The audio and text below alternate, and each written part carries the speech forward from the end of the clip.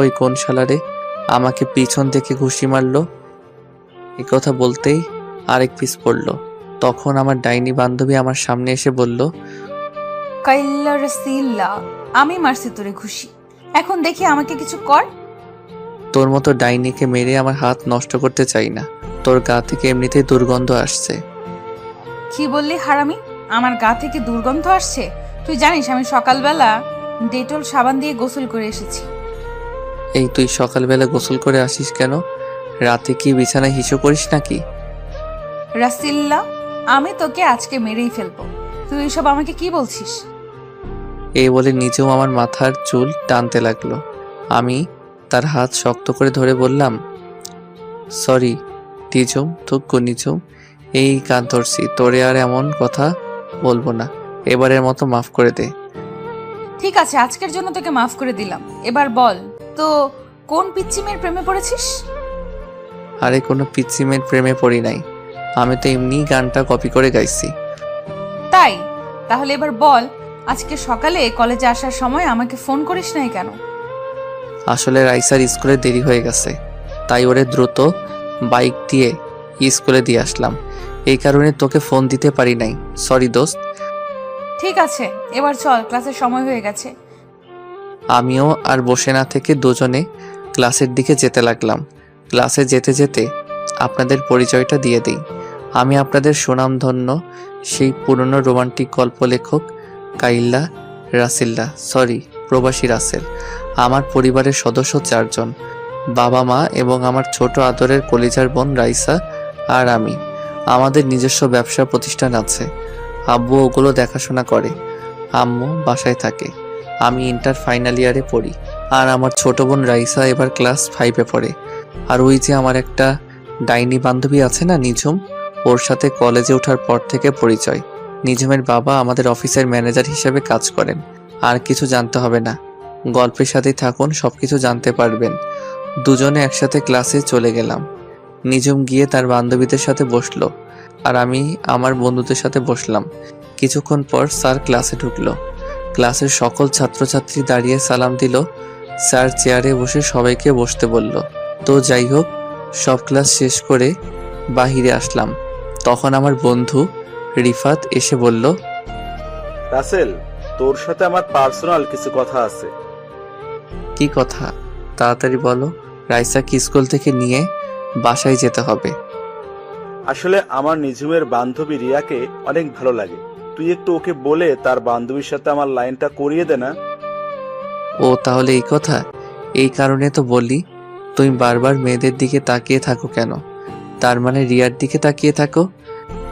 ঠিকই বলেছিস, রিয়াকে প্রথম দেখায় ভালোবেসে ফেলছি। প্লিজ বন্ধু, তুই আমার আর রিয়ার লাইনটা করে দে। লাইন করে দিলে আমি কি পাবো সেটা আগে বলো। তুই যা চাস তাই পাবি। লাইন করিয়ে দিলে সবাইকে বড় রেস্টুরেন্টে খাওয়াতে হবে এবং সব বিল তোমাকে দিতে হবে। ঠিক আছে, আমি রাজি। ওকে, মনে থাকে যেন। আর এটাও মনে রাখিস, তোর লাইন ক্লিয়ার হয়ে গেছে। এখন বাসায় গিয়ে নাকে তেল দিয়ে ঘুমিয়ে পড়ো। রিফাত ঠিক আছে বলে চলে গেল। কিছুক্ষণ পর নিঝুম আসলো। তখনও আমাকে বলল, কিরে, রিফাতের সাথে দাঁড়িয়ে কি কথা বলছিস? প্রেমে পড়েছে মন, প্রেমে পড়েছে। আমার বন্ধু রিফাত একটা মেয়ের প্রেমে পড়েছে। তাই নাকি? তা মেয়েটা কে? মেয়েটার কেউ নয়, তোর বান্ধবী রিয়া। কি বলছিস তুই? তাই নাকি?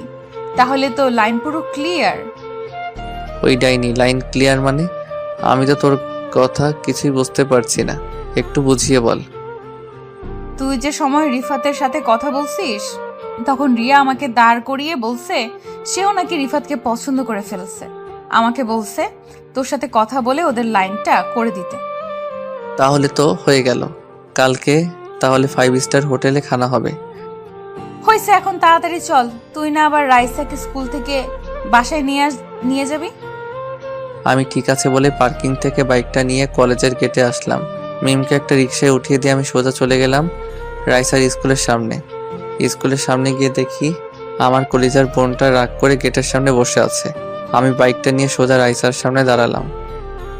সরি কলিজার বোন আমার, আজকে ভাইয়ার একটু দেরি হয়ে গেছে। ভাইয়া, তুমি আর কতবার এমন কথা বলবে? তুমি সবসময় আমাকে নিতে দেরি করে আসো। আমার বুঝি কষ্ট হয় না দাঁড়িয়ে থাকতে? এই যে বোন আমার, এই কানে ধরলাম, আজকের পর আর দেরি হবে না, এবারের মতো সরি। সরি বলে কাজ হবে না, আমার আইসক্রিম এবং চকলেট কিনে দিতে হবে। ঠিক আছে দিব, এবার বাইকে ওঠো। রাইসা একটা মুচকি হাসি দিয়ে বাইকের পিছনে উঠল। আমার বোনের মিষ্টি হাসি দেখলে আমার দিন অনেক ভালো কাটে। বোনের কান্না আমি সহ্য করতে পারি না। আজ পর্যন্ত রাইসারকে একটা টোকা পর্যন্ত দেই নাই। আব্বু আম্মু সবাই রাইসাকে অনেক আদর করে। আবার ভাববেন না শুধু রাইসাকে আদর করে, আমাকেও কম করে না। তো যাই হোক, রাইসাকে নিয়ে বাসায় চলে আসলাম। আসার সময় রাইসাকে আইসক্রিম এবং চকলেট কিনে দিছি। বাইক পার্কিং করে দুই ভাই বোন বাসার কলিং বেল চাপ দিলাম। খালা এসে দরজা খুলে দিল। খালা মানে কাজের বুয়া, আমি ওনাকে খালা বলে ডাকি। দুই ভাই বোন বাসার ভিতরে ঢুকে আমি আমার রুমে এবং রাইসা তার রুমে চলে গেল।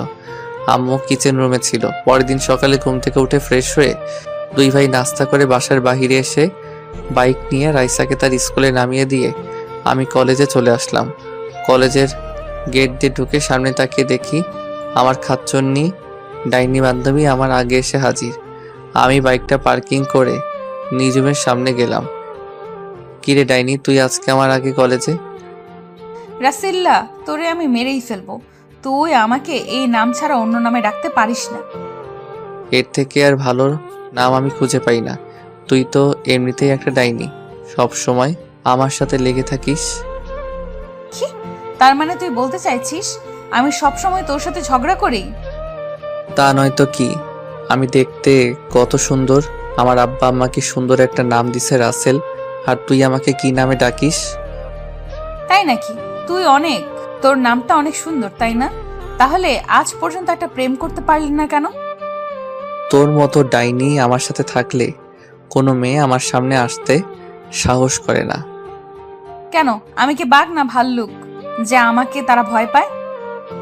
তার থেকে কম কথায় কত সুন্দর সুন্দর মেয়ে কলেজে পড়ে, আমার সাথে কথা বলতে চায়, তোকে সাথে দেখলে আসতে চায় না। তার মানে তুই বলতে চাইছিস আমি যেন তোর সাথে না থাকি? ঠিক আছে, আজকের পর আমি তোর সামনে কখনো আসবো না। এই বলে নিজুম কলেজ থেকে বেরিয়ে গেল। আমি পিছন থেকে অনেকবার ডেকেছি কিন্তু ও আমার ডাকে সাড়া না দিয়ে চলে গেল। বুঝেছি নিজুম আমার সাথে অভিমান করেছে। আমি আর কিছু না ভেবে ক্লাসে চলে গেলাম। ক্লাসে এসে রিফাতের সাথে বসলাম। তখন রিফাত আমাকে বলল, কিরে, মিমকে তোর সাথে দেখলাম, নিঝুম কোথায়? আমার সাথে রাগ করে চলে গেছে। এটা তো নতুন কিছু নয়, এখন রাগ করবে, কিছুক্ষণ পর তোর 14 গোষ্ঠী উদ্ধার করবে।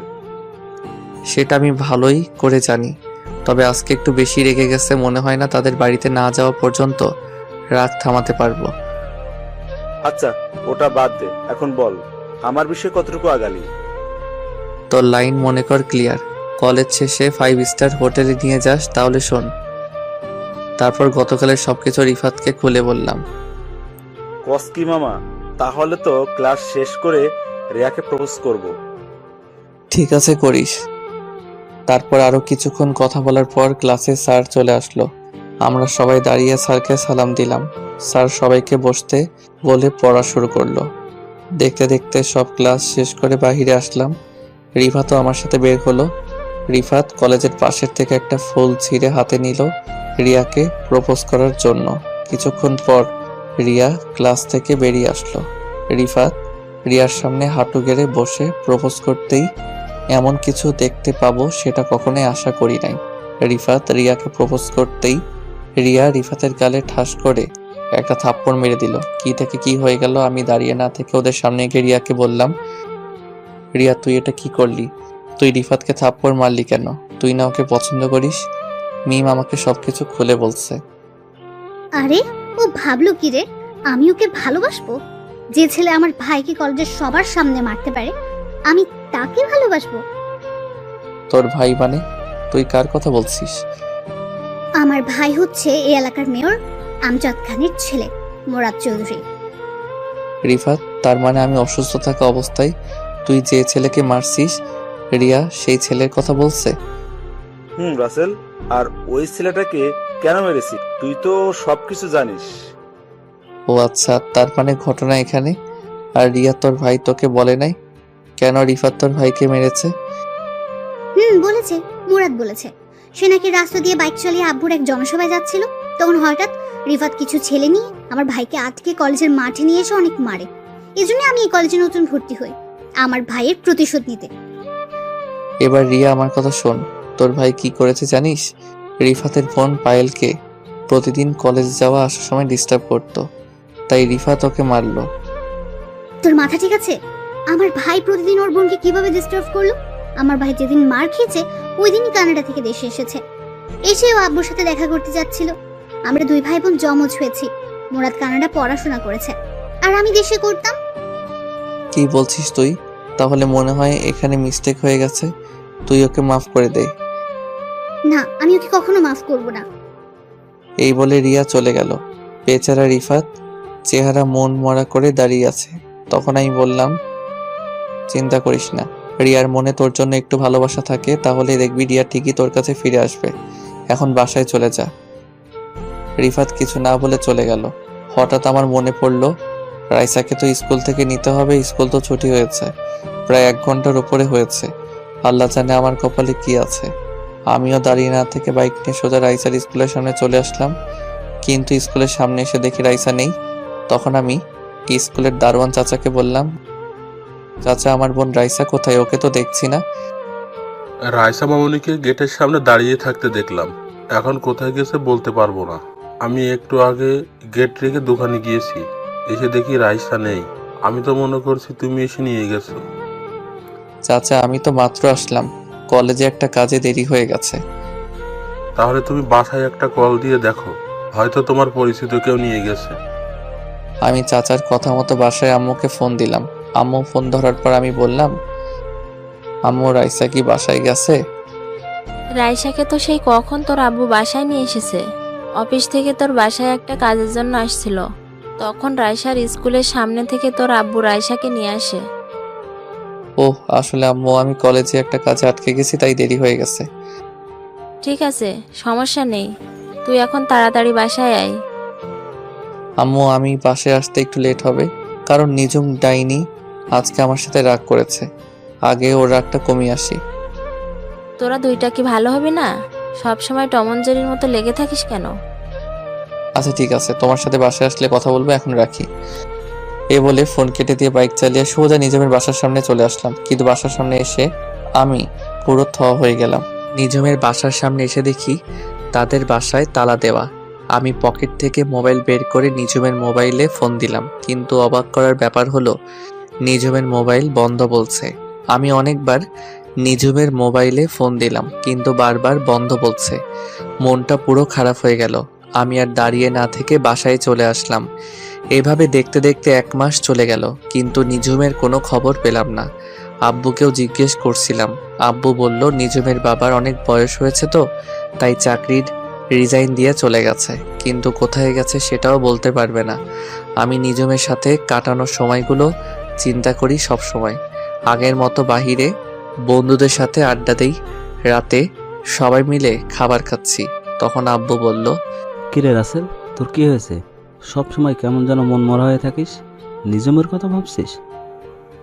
জি আব্বু, আমার নিজমের সাথে কাটানোর সময়গুলো ভুলতে পারছি না। আমি বলি কি, তুই কোথাও গিয়ে ঘুরে আয়, দেখবি মন ভালো হয়ে যাবে। না আব্বু, আমি কোথাও ঘুরতে যাব না, আমি দেশের বাইরে পড়ালেখা শেষ করতে চাই। না, আমি তোকে দেশের বাইরে যেতে দিব না। তোকে ছাড়া এই বাসা পুরো খালি খালি লাগে। আম্মু প্লিজ, তুমি না করো না, কয়েকটা বছর মাত্র, প্লিজ আম্মু। তোকে ছাড়া আমরা কিভাবে থাকবো? রাসেলের আব্বু, তুমি কিছু বলছো না কেন? আমি কি বলবো, আজ পর্যন্ত রাসেলের কোনো কথা মানা করি নাই। ও যদি মনে করে দেশের বাইরে গিয়ে পড়বে, ওর জন্য ভালো হবে, তাহলে যাক। ভাইয়া, তুমি আমাদের ছেড়ে যেও না। তুমি চলে গেলে আমাকে স্কুলে প্রতিদিন কে দিয়ে আসবে? রাইসা বোন আমার, রাগ করিস না, আমি ছুটি পেলে চলে আসবো। আব্বু তুমি সবকিছু ব্যবস্থা করো। তাহলে তুই কানাডা আমার এক বন্ধু আছে, ওদের ওখানে চলে যা, আমি আকরামকে সব কিছু বলে রাখবো। আমি ঠিক আছে বলে রুমে চলে আসলাম। আকরাম হচ্ছে আব্বুর ছোটকালের বন্ধু। দেখতে দেখতে আমি এখন বিমানের ভিতরে বসে আছি। আব্বু 15 দিনের ভিতরে সবকিছু ঠিক করে ফেলছে। আসার সময় আম্মু এবং রাইসা অনেক কান্নাকাটি করছে। তাদের কোনো রকম বুঝিয়ে চলে আসলাম। সকাল 10টায় বিমানে উঠলাম, বিকাল 5টায় কানাডা চলে আসলাম। দেখতে দেখতে 5টা বছর চলে গেল। বেশি বড় করলাম না, গল্পের মূল কাহিনীতে আসতে হবে তাই। 5 বছরে আমি ইন্টার শেষ করে আব্বু কানাডা আকরাম আঙ্কেলের সাথে যে ব্যবসা করতো সেটার দেখাশোনা করছি। এবার ভাবছি নিজের মাতৃভূমিতে চলে যাব। তবে কানাডা এসে অনেক বন্ধু বান্ধব হয়েছে আমার। রাতে আঙ্কেল আন্টিকে বলছি আমি কালকে বাংলাদেশে যাব। তারা মনটা খারাপ করে বলল ঠিক আছে যেও। মন খারাপ করার কথা, 5টা বছর তাদের এখানে ছিলাম, মন তো খারাপ হবেই। তো যাই হোক, 2 দিন পর সবার কাছ থেকে বিদায় নিয়ে এয়ারপোর্টে চলে আসলাম। আমি রাতেই অনলাইনে টিকিট কেটে রেখেছি। দেখতে দেখতে আমি এখন বাংলাদেশ এয়ারপোর্টে আছি। বাড়ির কেউ জানে না আমি যে আজকে বাংলাদেশে আসব। আব্বু যদি জানতো আমার জন্য গাড়ি পাঠিয়ে দিত, কিন্তু আমি তাদের সারপ্রাইজ দিব। এয়ারপোর্টের ভিতরে সব কাজ শেষ করে বাইরে আসলাম। তারপর একটা ট্যাক্সি নিয়ে বাসার উদ্দেশ্যে রওনা দিলাম। অনেক বছর পর বাংলাদেশে বাতাস গায়ে লাগলো। কতই মিস করছিলাম, সবকিছু পরিবর্তন হয়ে গেছে। গাড়ি চলছে তার আপন গতিতে। হঠাৎ আমাদের গাড়িটা 2 জন পুলিশ হাতের ইশারা দিল। ড্রাইভার গাড়িটা তাদের সামনে থামালো। একজন পুলিশ ড্রাইভারকে গাড়ি থেকে নামতে বলল, সাথে আমাকেও। আমি গাড়ি থেকে নেমে পুলিশের কাছে গেলাম। তখন আমি বললাম, স্যার আমাদের গাড়িটা কেন থামানো হলো? দেখুন স্যার, এই রাস্তা দিয়ে প্রতিদিন চোরাই মাল সাপ্লাই হয়, তাই ওই চোরেদের ধরার জন্য প্রতিটা গাড়ি আমরা চেক করছি। আপনি কিছু মনে করবেন না, আমরা আপনার গাড়িটাও একটু চেক করব। ঠিক আছে করেন, তবে আমি একটা কথা বলি। আমি কানাডা থেকে বাসায় ফিরছি। আমার কিছু মাল আছে, তবে আপনি ওটা চেক করতে পারবেন না। যদি ওটা চেক করার ইচ্ছা হয় তাহলে কষ্ট করে আমার বাসায় গিয়ে চেক করবেন, কারণ আমার অনেক মাল গাড়িতে। সরি স্যার, আমরা বাসায় গিয়ে চেক করতে পারবো না, এটা আমাদের ডিউটি। তবে স্যার, আপনার পরিচয়টা দিলে ভালো হয়। জি অবশ্যই, আমি এই দেশের চৌধুরী গ্রুপ অফ ইন্ডাস্ট্রি কোম্পানির মালিক আসলাম চৌধুরীর একমাত্র ছেলে রাসেল চৌধুরী। কি, আপনি আসলাম চৌধুরীর ছেলে? সরি স্যার, আমরা বুঝতে পারি নাই। আপনি যেতে পারেন। শুনুন স্যার, আইন সবার জন্য সমান। আমার বাবার পরিচয় পেয়ে আপনি আমাকে চার্জ করবেন না। এটা কেমন কথা? আপনি আমার গাড়ি চেক করেন। সরি স্যার, আমি পারবো না। আপনার বাবার কানে যদি এই কথা যায় তাহলে আমার চাকরি থাকবে না। আপনি কিছু বলবেন না স্যার? আপনি যদি আমার গাড়ি চেক না করেন তাহলে আমি বাবার কাছে বলবো। এবার আপনি বলুন কি করবেন? পুলিশ লোকটা আর না দাঁড়িয়ে থেকে আমার গাড়িটা কোনো রকম চেক করে বলল, স্যার, হয়ে গেছে, আপনি এখন যেতে পারেন। হঠাৎ আমার পিছন থেকে মেইলি কণ্ঠে একটা মেয়ে বলল, কি হয়েছে আনোয়ার চাচা? আমি দূর থেকে এতক্ষণ তাকিয়ে দেখলাম আপনি এই লোকটার সাথে অনেকক্ষণ দাঁড়িয়ে কথা বলছেন এবং কোনো রকম গাড়িটা চেক করছেন। সমস্যা কি আমাকে বলুন। আসলে নিঝুম মামুনি, উনি হচ্ছেন এই শহরের আসলাম চৌধুরীর একমাত্র ছেলে রাসেল চৌধুরী। এবার আমি ওই মেয়েটার দিকে তাকালাম। মেয়েটার দিকে তাকিয়ে আমি পুরো হয়ে গেলাম। এ আর কেউ নাই, নিঝুম। নিঝুমকে দেখে আমি সাথে সাথে জড়িয়ে ধরলাম, কিন্তু নিঝুমকে জড়িয়ে ধরার পর এমন কিছু হবে সেটা কখনো ভাবতে পারিনি। আমি নিঝুমকে জড়িয়ে ধরার পর নিঝুম আমাকে জোর করে ছাড়িয়ে গালে ঠাস করে একটা থাপ্পড় মেরে দিল। থাপ্পড় মেরে নিঝুম বলতে লাগলো, তো সাহস কি করে হলো? রাস্তায় তুই একজন এসআইকে জড়িয়ে ধরিস? বড়লোকের ছেলে বলে সবাইকে পুতুল মনে করেছিস, যেমনে খুশি নাচবি? নিঝুম তুই আমার সাথে এমন করছিস কেন? এত বছর পর তোকে দেখলাম, তাই আবেগটা কন্ট্রোল করতে পারি নাই। এই মিস্টার, আমি আপনাকে চিনি না, আর রাসেল নামের কোনো ছেলের সাথে আমার কখনো পরিচয় ছিল না। আপনি এখন আসতে পারেন। আমি আর কোনো কথা বললাম না। নিঝুম সাধারণ একটা বিষয় নিয়ে এখন আমার উপর রেগে আছে, তাই বলে আমার সাথে এমন বিহেভ করবে? চোখ দিয়ে কখন যে 2 ফোঁটা পানি পড়ে গেল বুঝতে পারিনি। চোখের পানি মুছে গাড়িতে উঠলাম। একটা কথা বলতে কি, নিঝুম আগের থেকে অনেক সুন্দর হয়েছে, আর এসআই এর পোশাকে তো দারুণ মানিয়েছে নিঝুমকে। দেখতে দেখতে বাসার সামনে চলে আসলাম, কিন্তু বাসার সামনে এসে তো আমি আরো অবাক হয়ে গেলাম। বাসার সামনে এসে দেখি আমাদের বাড়িটা আলোকসজ্জা দিয়ে সাজিয়ে রেখেছে। বাসায় কি হচ্ছে আমি তো কিছুই জানি না। আমি গাড়ি থেকে নেমে দারোয়ান চাচাকে গেট খুলতে বললাম, তারপর গাড়ি বাসার ভিতরে ঢুকলো। আমি দারোয়ান চাচাকে বললাম, চাচা বাসা এত সুন্দর করে সাজানোর কারণ কি? ও মা, সে কি, তুমি কিছুই জানো না? আজকে রাইসা মামুনির জন্মদিন, সেজন্যই তো এত আয়োজন। ও ও শিট, আমি তো ভুলেই গেছি। আজকে যে রাইসার জন্মদিন, যাক ভালোই হলো। রাইসার জন্য কানাডা থেকে ওর পছন্দের একটা ঘড়ি এনেছি, ওটাই উপহার দিব রাইসাকে। আমি চাচা এবং ড্রাইভারকে বললাম আমার মালগুলো বাসার ভিতরে নিয়ে আসতে। আমি বাসার কলিং বেল চাপ দিলাম। খালা এসে দরজা খুলে দিল। বাসার ভিতরে ঢুকে দেখি পুরো বাসা মেহমান দিয়ে ভরপুর, সব নামি দামি গেস্ট। ও, আপনাদের তো বলতে ভুলে গেছি, পুরো বাড়ির চারপাশে পুলিশে পাহারা দিচ্ছে। শহরের নামকরা ব্যবসায়ীর মেয়ের জন্মদিন বলে কথা। হঠাৎ কোথা থেকে রাইসা আমাকে দেখতে পেয়ে দৌড়ে এসে জড়িয়ে ধরলো এবং কান্না শুরু করে দিল। আমি রাইসাকে বললাম, এই রাইসা, কান্না করছিস কেন? ভাইয়া তুমি আজকে বাড়িতে আসবে, সেটা আগে বলো নাই কেন? আরে আমি তো তোদের সারপ্রাইজ দিব বলে বলি নাই। তাই বলে তুমি এইভাবে আসবে? তুমি জানো তোমাকে আমি অনেক মিস করছি। হয়েছে বোন, এবার কান্না বন্ধ কর। এখন তো চলে আসছে, এবার বল আব্বু আম্মু কোথায়? আম্মু পাকঘরে আছে, আব্বু তার গেস্টদের সাথে কথা বলছে। ঠিক আছে, আমি আব্বু আম্মুর সাথে দেখা করে আসি। রাইসা ঠিক আছে বলে আমার সাথে যেতে লাগলো। হঠাৎ একটা জায়গায় চোখ পড়ল। আমি মনে মনে বলতে লাগলাম, ও এখানে কেন? আপনারা ঠিকই ধরেছেন, এ আর কেউ নয়, নিঝুম। কিন্তু নিঝুম আমার আগে বাসায় আসলো কিভাবে? হয়তো এসআই দেখে তাড়াতাড়ি চলে এসেছে। আমি আসতেই একটু জ্যামে পড়েছি, তাই হয়তো আমার আগে এসেছে। তবে নিঝুম দাঁড়িয়ে ছেলেদের সাথে হেসে হেসে কথা বলছে, সেটা আমার অনেক খারাপ লাগলো। আমি আর দাঁড়িয়ে না থেকে আম্মুর কাছে গেলাম। আম্মু আমাকে দেখে জড়িয়ে ধরে কান্না করে দিল। তখন আমি বললাম, এই আম্মু, তুমি কান্না করছো কেন? তোমার কান্না আমার ভালো লাগে না। এটা দুঃখের কান্না নয়, সুখের কান্না। তুই আমাদের বলে আসলি না কেন? বললে কি সারপ্রাইজ দিতে পারতাম। ঠিক আছে, এখন রুমে গিয়ে ফ্রেশ হয়ে নিচে আয়। গেস্ট সবাই চলে এসেছে। তোর আব্বুর সাথে দেখা করছিস? এখনো করি নাই, ভাবছি তোমার সাথে দেখা করে তারপর আব্বুর সাথে দেখা করব। আচ্ছা, তুই ফ্রেশ হয়ে দেখা করিস। তুই অনেক দূর থেকে এসেছিস। আমি ঠিক আছে বলে আমার রুমে চলে আসলাম। আমার রুমটা আগের মতোই আছে, তবে রুমটা সুন্দর করে সাজিয়ে রেখেছে আম্মু। আমি আর কিছু না ভেবে ওয়াশরুমে চলে গেলাম। ফ্রেশ হয়ে গায়ের শার্টটা খুলে নতুন একটা পাঞ্জাবি পরেছি। পাঞ্জাবি পরে নিচে চলে আসলাম। তারপর আব্বুর সাথে করতে লাগলাম, আসসালামু আলাইকুম আব্বু, কেমন আছো? আরে রাসেল, তুমি কখন এসেছো?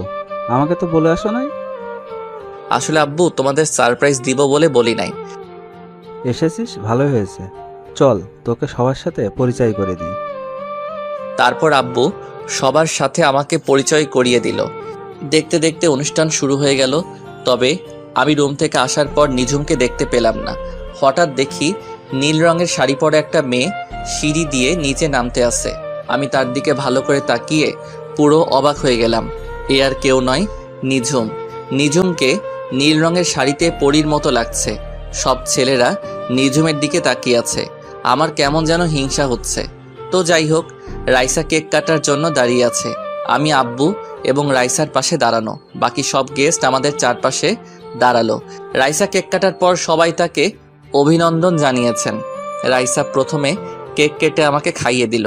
তারপর আব্বু আম্মুকে, আমিও রাইসাকে খাইয়ে দিলাম। নিঝুম এসে রাইসাকে কেক খাইয়ে দিল। তার গান বাজনা হলো। আমি আর দাঁড়িয়ে না থেকে বাসার ছাদে চলে আসলাম। কিছুক্ষণ পর দেখি নিঝুম ছাদে আসলো। ছাদে এসে কার সাথে যেন মোবাইলে হেসে হেসে কথা বলতে আছে। আমি নিঝুমের সামনে গেলাম। তখন নিঝুম ফোন কেটে দিয়ে আমাকে বলল, আপনি আমার সামনে কেন এসেছেন? কিছু বলবেন? বলার তো অনেক কিছু আছে, কিন্তু তুমি তো আমার কোনো কথা শুনছো না। হ্যালো মিস্টার, আমাকে তুমি করে না বলে আপনি করে বলুন। আর যেটা বলবেন তাড়াতাড়ি বলুন, আমার এখনো ডিউটি চলছে। আচ্ছা, আপনি এত বদলে গেলেন কিভাবে? আপনি কলেজ থেকে গিয়ে কোথায় হারিয়ে গেলেন? আপনাকে আমি পুরো ঢাকা শহর খুঁজেছি। সেটা আমি আপনাকে বলার প্রয়োজন মনে করি না। কেন, সেটা কি আমি জানতে পারি? আমার দোষটা কি ছিল? আমি তো আপনার সাথে একটু মজা করছিলাম, কিন্তু আপনি যে এত অভিমান করবেন সেটা আমার জানা ছিল না। অতীত নিয়ে আমি আপনাকে কিছু বলতে পারবো না। আমি গেলাম। এ বলে নিঝুম আমার সামনে থেকে চলে গেল। আমি মনে মনে ভাবতে লাগলাম, নিজুম আমাকে না চেনার ভান করছে কেন? আমার সাথে এরকমভাবে কথা বলছে কেন? আমাকে সব কিছু বের করতে হবে। আমি ছাদে আর দাঁড়িয়ে না থেকে নিচে চলে আসলাম। বাসায় সব গেস্ট চলে গেছে। রাতে সবাই একসাথে বসে খাবার টেবিলে গেলাম খাবার খেতে। হঠাৎ দেখি নিজুম সিঁড়ি দিয়ে নেমে আমাদের সাথে বসলো। আমি তো কিছুই বুঝতে পারছি না। তখন আমি আম্মুকে বললাম, আম্মু, এসআই ম্যাম দেখে আমাদের সাথে খেতে বসেছে, কারণ কি? ওহ, তোকে তো বলাই হয়নি। নিজুমের এই দুনিয়ায় আপন বলতে কেউ নেই। নিজুমের আব্বু আম্মু দুজনে মারা গেছেন, তাই নিজুমকে তোর আব্বু আমাদের বাসায় নিয়ে এসেছে। ওনার আব্বু আম্মু কিভাবে মারা গেছে? আর উনি কতদিন ধরে আমাদের বাসায় থাকেন? নিজুম তো প্রায় আজ 4 বছর ধরে আমাদের সাথে থাকে। কি? তাহলে তোমরা আমাকে বলো নাই কেন কোনোদিন? আমাদের কি দোষ? নিজুম তো বলতে মানা করেছে। হয়েছে, এবার কথা বলা বন্ধ করো, রাত অনেক হয়েছে, খাবার খেয়ে ঘুমাতে হবে।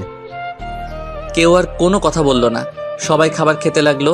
ও, আপনাদের তো বলতে ভুলে গেছি, আমি রাইসার ঘড়িটা দিয়ে দিছি। খাবার খেয়ে রুমে চলে আসলাম।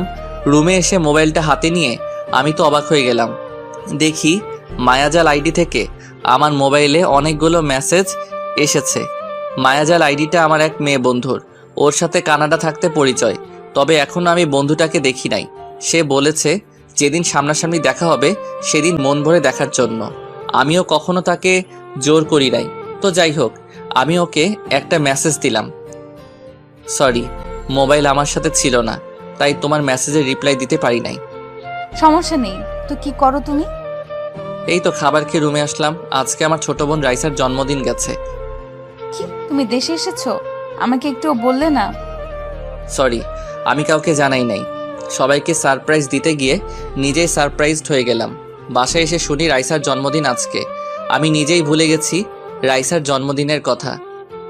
ঠিক আছে, এবারের মতো মাফ করে দিলাম। তা তোমার নিজমের কোনো খোঁজ পেলে? আসলে আমি সবকিছু ওর সাথে শেয়ার করছি, তখন আমি বললাম খোঁজ পেয়েছি, তবে আগের নিজুম আর এখনকার নিজুমের মধ্যে অনেক পার্থক্য। কি বলছো তুমি? কেন হয়েছে আমাকে একটু খুলে বলো। তাহলে শোনো। তারপর সবকিছু খুলে বললাম, প্রথম থেকে শেষ পর্যন্ত। আমার মনে হয় কি কোনো কিছুর কারণে তোমার সাথে এখন অভিমান করে আছে। তুমি তার সাথে যে দোষ করেছো ওটা তো কোনো দোষের কাতারে পড়ে না। তা ঠিক আছে, কিন্তু ও আমার সাথে কেন এমন করছে? আমার তো মাথায় কিছুই ঢুকছে না। চিন্তা করো না, তুমি তার সাথে লেগে থাকো, দেখবে সবকিছু ঠিক হয়ে যাবে। ঠিক আছে, তোমার কথা যেন সত্যি হয়। ভালো থেকো, আল্লাহ হাফেজ। এটা বলে আমি নেট বন্ধ করে শুয়ে গেলাম।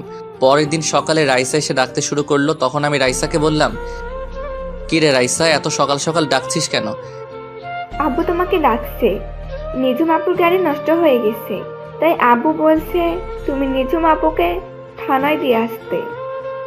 ঠিক আছে, তুই যা, ভাইয়া ফ্রি হয়ে আসতে আসি। রাইসা ঠিক আছে বলে রুম থেকে বেরিয়ে গেল। আমিও বিছানা থেকে উঠে ওয়াশরুমে ঢুকে ফ্রেশ হয়ে নিচে চলে আসলাম। নিচে এসে দেখি নিজুম পুলিশের ড্রেস পরে দাঁড়িয়ে আছে। আমি নিজুমকে বললাম, আপনি নাস্তা করছেন? যদি করে থাকেন তাহলে বাইরে গিয়ে দাঁড়ান, আমি হালকা নাস্তা করে আসছি। আমি নাস্তা করেছি, আপনি নাস্তা করে আসুন, আমি বাহিরে দাঁড়ালাম। এ বলে নিজুম চলে গেল। তখন আমি আব্বুকে জিজ্ঞেস করলাম, আচ্ছা আব্বু, নিজুম পুলিশের চাকরি কবে থেকে করে? এমনি তো আমি জানতাম ওর পুলিশে চাকরি করার অনেক শখ ছিল। তোকে পরে এক সময় বলবো, মেয়েটা বাইরে দাঁড়িয়ে আছে। আমি ঠিক আছে বলে হালকা নাস্তা করে বাইরে আসলাম। তারপর আমার বাইকটা বের করলাম। দারোয়ান চাচা সবসময় বাইকটা পরিষ্কার করে রেখেছে। আমি বাইকে উঠে বসলাম। নিজুম এসে আমার বাইকের পিছনে বসলো। নিজুমের শরীর আমার পিঠের সাথে লাগার সাথে সাথে শরীর দিয়ে কারেন্ট বয়ে গেল। আজ প্রায় 5 বছর পর নিজুম আমার বাইকের পিছনে বসলো। অন্যরকম একটা অনুভূতি কাজ করতে লাগলো। তো যাই হোক, আমি বাইক চালাচ্ছি, হঠাৎ নিজুম বলল, বাইকটা একটু ওই পার্কের সামনে রাখেন তো, আপনার সাথে আমার কিছু কথা আছে। আমার সাথে কি কথা আছে যেটা বাইক থামিয়ে শুনতে হবে? সেটা আপনি বাইক থামানোর পর শুনতে পারবেন। আপনাকে যেটা বলছি সেটা করেন। আমি বাইক পার্কিং করে নিজুমের সাথে পার্কের ভিতরে গেলাম, কিন্তু পার্কের ভিতরে যাওয়ার পর আমার সাথে এমন কিছু হবে সেটা আমি কখনো ভাবিনি। পার্কের ভিতরে যাওয়ার পর নিজেও আমাকে জড়িয়ে ধরে ঠোঁটের সাথে ঠোঁট লাগিয়ে কিস করতে লাগলো। এমনভাবে কিস করতে লাগলো মনে হয় অনেক দিন জমিয়ে রেখেছে। আমি অনেক কষ্টে নিজুমকে ছাড়িয়ে বললাম, কি ব্যাপার, আপনি আমাকে এভাবে কিস করলেন কেন? কিস করেছি, বেশ করেছি। কুত্তা বিলাই হনুমান, আমাকে এত বছর কষ্ট দিলি কেন? শুনুন, আমি বুঝতে পারি নাই আপনি যে আমার কথায় রেগে যাবেন। আমি তো শুধু মজা করছিলাম। ওই রাসিল্লার বাচ্চা, তুই আমাকে আপনি করে বলছিস কেন? আপনি একজন এসআই, আপনাকে তো সম্মান দিয়ে কথা বলতে হবে, তা না হলে তো থাপ্পড় মারবেন। আসলে ওই দিন রাস্তায় মানুষের সামনে জড়িয়ে ধরেছিস তো, তাই নিজেকে কন্ট্রোল করতে পারি নাই। ওই দিন না হয় নিজেকে কন্ট্রোল করতে পারেন নাই, তাহলে আজকে পার্কে এত মানুষের সামনে জড়িয়ে ধরে কিস করলেন কেন? আসলে তোকে সামনে দেখলে কেমন যেন জড়িয়ে ধরতে ইচ্ছে করে, তাই আজকে পার্কে জড়িয়ে ধরলাম। জড়িয়ে ধরলেন ভালো কথা, তাহলে আমাকে কিস করলেন কেন? ভালোবাসার মানুষকে কিস করতেই পারি, এটা স্বাভাবিক। ভালোবাসার মানুষ মানে? আপনি কি বলছেন? মাথা ঠিক আছে আপনার? আমি একজন এসআই, আমার মাথা সবসময় ঠিক থাকে। কিন্তু আমি তো কখনো আপনাকে ভালোবাসি নাই। ভালোবাসিস নাই, এখন থেকে ভালোবাসতে শুরু কর, আর তোর এই আপনি বলা বন্ধ কর। সরি নিজুম ম্যাম, আপনি একজন এসআই, আমি আপনাকে ভালোবাসতে পারবো না, কারণ অন্য আরেকজনকে ভালোবাসি। ও সরি, আমি বুঝতে পারি নাই, তুমি আমাকে মাফ করে দিও। ঠিক আছে, তবে এরকম ভুল আর যেন না করেন। তো চলুন আপনাকে থানায় নামিয়ে দিয়ে আসি। তোকে আর কষ্ট করতে হবে না, আমি একাই যেতে পারবো। এই বলে নিজুম পার্ক থেকে বেরিয়ে গেল মন খারাপ করে। আপনারা কি মনে করেছেন আমি নিজুমকে ভালোবাসি না? তাহলে ভুল ভাবছেন। আমি নিজুমকে প্রথম দেখায় ভালোবেসে ফেলেছি। ওকে একটু কষ্ট দেওয়ার জন্য এমন করেছি, কারণ ও আমাকে থাপ্পড় মেরেছে, ওইটার জন্য একটু কষ্ট দিব। তো যাই হোক, আমি পার্ক থেকে বেরিয়ে বাইক নিয়ে বাসার দিকে আসার সময় হঠাৎ দেখি রিফাতের মতো একটা ছেলে ভিক্ষা করতে আসে। আসলে কানাডা যাওয়ার পর রিফাতের সাথে আর কোনো যোগাযোগ হয়নি। আমি বাইকটা নিয়ে ছেলেটার সামনে গেলাম। আমি দূর থেকে যেটা আন্দাজ করছি সেটাই হয়েছে। আমি রিফাতের সামনে যাওয়ার পর রিফাতের দিকে তাকিয়ে অবাক হয়ে গেলাম। কি রিফাত, কি হয়ে গেল? নোংরা জামা কাপড় পরে আছে, চেহারার দিকে তাকালে বোঝা যায় 2-3 দিন মনে হয় কিছু খাইনি। আমি রিফাতকে বললাম, কিরে রিফাত, কেমন আছিস? আর তোর এই অবস্থা কেন? তুই তো এমন ছিলি না, কি হয়েছে আমাকে সবকিছু খুলে বল। বন্ধু, তোকে সবকিছু বলবো। 2 দিন ধরে কিছু খাইনি, খুব ক্ষুধা লাগছে। এই 2 দিন ধরে পানি খেয়ে আছি। আমাকে হোটেলে ভাত খাওয়াবি? আরে তুই এটা কি বলছিস? তুই 2 দিন ধরে না খেয়ে আছিস, তাড়াতাড়ি আমার সাথে হোটেলে চল। এই বলে রিফাতকে নিয়ে একটা হোটেলে গেলাম। তারপর রিফাতকে পেট ভরে খাবার খাওয়ালাম। এরপর দুজনে রাস্তার পাশে একটা জায়গায় বসলাম। তখন আমি বললাম, এবার বল, তোর এই অবস্থা কেন? তোদের তো কখনো কোনো কিছুর কমতি ছিল না। তাহলে শোন, এই সব কিছুর জন্য ওই রিয়া মেয়েটাই দায়ী। মানে কি বলছিস তুই? রিয়া তোর সাথে কি করেছে? রিয়া শুধু আমার সাথে করে নাই, ওর বাবা মিলে করেছে। তুই বলছিস না, রিয়ার মনে যদি আমার জন্য ভালোবাসা থাকে তাহলে রিয়া ঠিকই আমার কাছে ফিরে আসবে। সেটা তো আমি বলেছি, তারপর কি হলো? তোর কথা মতো রিয়া কিছুদিন পর আমার কাছে এসে ক্ষমা চেয়ে ভালোবাসি বলেছে, কিন্তু ওর মনে যে অন্যটা ছিল সেটা আমার জানা ছিল না। 2-3 মাস ভালোই আমাদের প্রেম চলছিল, হঠাৎ রিয়া আমার সাথে এমন কিছু করবে সেটা আমি কখনো ভাবিনি। হঠাৎ তোর সাথে রিয়া কি করেছে? হঠাৎ একদিন রিয়া আমাকে বলছে আমার বাবাকে নিয়ে যেন তাদের বাসায় যাই। আমিও আব্বুকে বুঝিয়ে রিয়াদের বাসায় আব্বুকে নিয়ে যাই।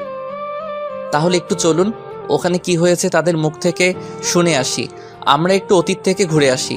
রিফাত তার আব্বুকে নিয়ে রিয়াদের বাসার সামনে দাঁড়িয়ে কলিং বেল চাপ দিল। কিছুক্ষণ পর কাজের বুয়া এসে দরজা খুলে দিল। রিফাত এবং তার আব্বু ভিতরে গিয়ে সোফায় বসলো। কিছুক্ষণ পর রিয়া এবং রিয়ার আব্বু ওপর থেকে সিঁড়ি দিয়ে নেমে আসলেন। তখন রিয়ার আব্বু বলল, আরে খান সাহেব, কেমন আছেন? ব্যবসা বাণিজ্য কেমন চলছে? আলহামদুলিল্লাহ ভালো আছি। আপনি কেমন আছেন? ব্যবসা আল্লাহ দিলে ভালোই চলছে। আমিও ভালো আছি। তো যে জন্য আপনাকে ডেকেছি, আমার মেয়ে রিয়া এবং আপনার ছেলে রিফাত দুজনকে অনেক বেশি ভালোবাসে। তাই আমি কি বলতে চাইছি আপনি হয়তো বুঝতে পারছেন। বুঝতে পেরেছি। এখানে আমার কোনো আপত্তি নেই। আপনি একজন মেয়র মানুষ, আপনি যেটা ভালো মনে করবেন সেটাই করেন। ঠিক আছে, তবে আমার একটা শর্ত আছে। আপনি আপনার সব সম্পত্তি আপনার ছেলের নামে লিখে দিতে হবে। আরে এটা কোনো শর্ত হলো? আমার সম্পত্তির অর্ধেকের মালিক তো আমার ছেলে, আর আমি মরে গেলে তো সব কিছু আমার ছেলেরই হবে। ঠিক আছে, আপনি যদি এতে খুশি হন তাহলে আমি আজকে রিফাতের নামে বাকি অর্ধেক সম্পত্তি এবং আমার সব কিছু ওকে লিখে দেব। এরপর আরো কিছুক্ষণ কথা বলে রিফাত এবং তার আব্বু বাসায় চলে এসেছে। এক সপ্তাহের ভিতরে রিফাতের আব্বু সবকিছু রিফাতের নামে লিখে দিল। এর কয়েকদিন পর রিফাতের আব্বু অফিস থেকে বাসায় ফিরছিল, তখন হঠাৎ কিছু লোক রিফাতের আব্বুর গাড়ি দাঁড় করায়। রিফাতের আব্বু গাড়ি থেকে নামার সাথে সাথে লোকগুলো রিফাতের আব্বুকে গাড়ির সাথে বেঁধে ফেলার পর একটা গাড়ি থেকে রিয়া এবং রিয়ার আব্বু নেমে রিফাতের আব্বুর সামনে আসে। তখন রিফাতের আব্বু বলল, মেয়র সাহেব, আপনি এখানে? আর রিয়া মামুনি, তোমরা এখানে কেন? আপনি কি বুঝতে পারেননি? একটু অপেক্ষা করুন, তারপর সবকিছু বুঝতে পারবেন। তারপর রিয়া মোবাইলটা বের করে রিফাতকে ফোন দিয়ে বলল এই জায়গায় আসার জন্য। কিছুক্ষণ পর রিফাত চলে আসলো। তখন রিফাত বলল, আঙ্কেল এবং রিয়া, আমার বাবাকে এভাবে গাড়ির সাথে বেঁধে রেখেছো কেন? কারণটা বলি। কারণ হচ্ছে তোর বাবা তোকে যে সম্পত্তিগুলো লিখে দিছে সবগুলো আমার মেয়ের নামে লিখে দিবি, আর তা না দিলে তোর বাবাকে এখানে মেরে পুঁতে দিব। আমার কেউ কিছু করতে পারবে না। না রিফাত, তুই এটা করিস না, আমরা রাস্তার ফকির হয়ে যাব। আব্বু, আমার সম্পত্তি লাগবো না, আমি তোমাকে হারাতে পারবো না। দরকার হয় ভিক্ষা করে খাবো। আপনি বলুন কোথায় সই করতে হবে? তারপর রিয়ার আব্বু দলিল দিল। রিফাত বাবাকে বাঁচানোর জন্য সই করে দিল। এরপর থেকে রিফাত রাস্তায় রাস্তায় ভিক্ষা করে খায়। এই ছিল রিফাতের অতীতের সব ঘটনা। এবার বাস্তবে আসা যাক। আমি রিফাতকে বললাম, তাহলে এখন তোর বাবা মা কোথায়? আব্বু আম্মুকে নিয়ে এখন একটা বস্তিতে থাকি। আম্মু অসুস্থ হয়ে পড়ে আছে। আব্বু আমার মতো মানুষের কাছে ভিক্ষা করে। কি বলবো, বলার ভাষা হারিয়ে ফেলেছি। মানুষ মানুষের সাথে এমনটা করতে পারে? নিজের চোখ দিয়ে পানি পড়তে লাগলো। আমি চোখের পানি মুছে রিফাতকে বললাম, ঠিক আছে, আমাকে নিয়ে তোদের বস্তিতে চল, আমি তোর মাকে দেখব। রিফাত ঠিক আছে বলে আমার বাইকের পেছনে উঠল। কিছুক্ষণ পর বস্তিতে চলে আসলাম। বস্তিতে আসার পর চারপাশে ময়লার গন্ধ। মানুষ কিভাবে থাকে এখানে? আমার 1 মিনিটে দম বন্ধ হয়ে আসছে। আর এরা বছরের পর বছর এখানে বাস করে। রিফাত আমাকে তাদের রুমে নিয়ে গেল। রুমে ঢুকে দেখি রিফাতের আম্মু একটা ছেঁড়া কাঁথা মুড়ি দিয়ে শুয়ে আছে। রুমে খাবার কিছু নেই। বাপ বেটা মিলে যা ইনকাম করে তা রিফাতের আম্মুর ঔষধে লাগে। আমি আর সহ্য করতে না পেরে রিফাতকে বললাম, রিফাত, আমি তোর কোনো কথা শুনবো না। তুই এখনই আন্টিকে কোলে নিয়ে বেরিয়ে আয়। আমি গাড়ি ঠিক করতে আসি। তোরা সবাই আজকে থেকে আমার বাসায় থাকবি, আর রিয়া আর মেয়রের ব্যবস্থা পরে করব। এই বলে আমি বস্তির ভিতর থেকে বেরিয়ে আসলাম। রিফাত ওর আম্মুকে নিয়ে কিছুক্ষণ পর বেরিয়ে আসলো। এর ফাঁকে আমি একটা গাড়ি ঠিক করে ফেলেছি। রিফাত ওর আম্মুকে গাড়িতে উঠালো। হঠাৎ রিফাতের আব্বু আসলো। ওনাকে দেখে আমি তো আরো অবাক হয়ে গেলাম।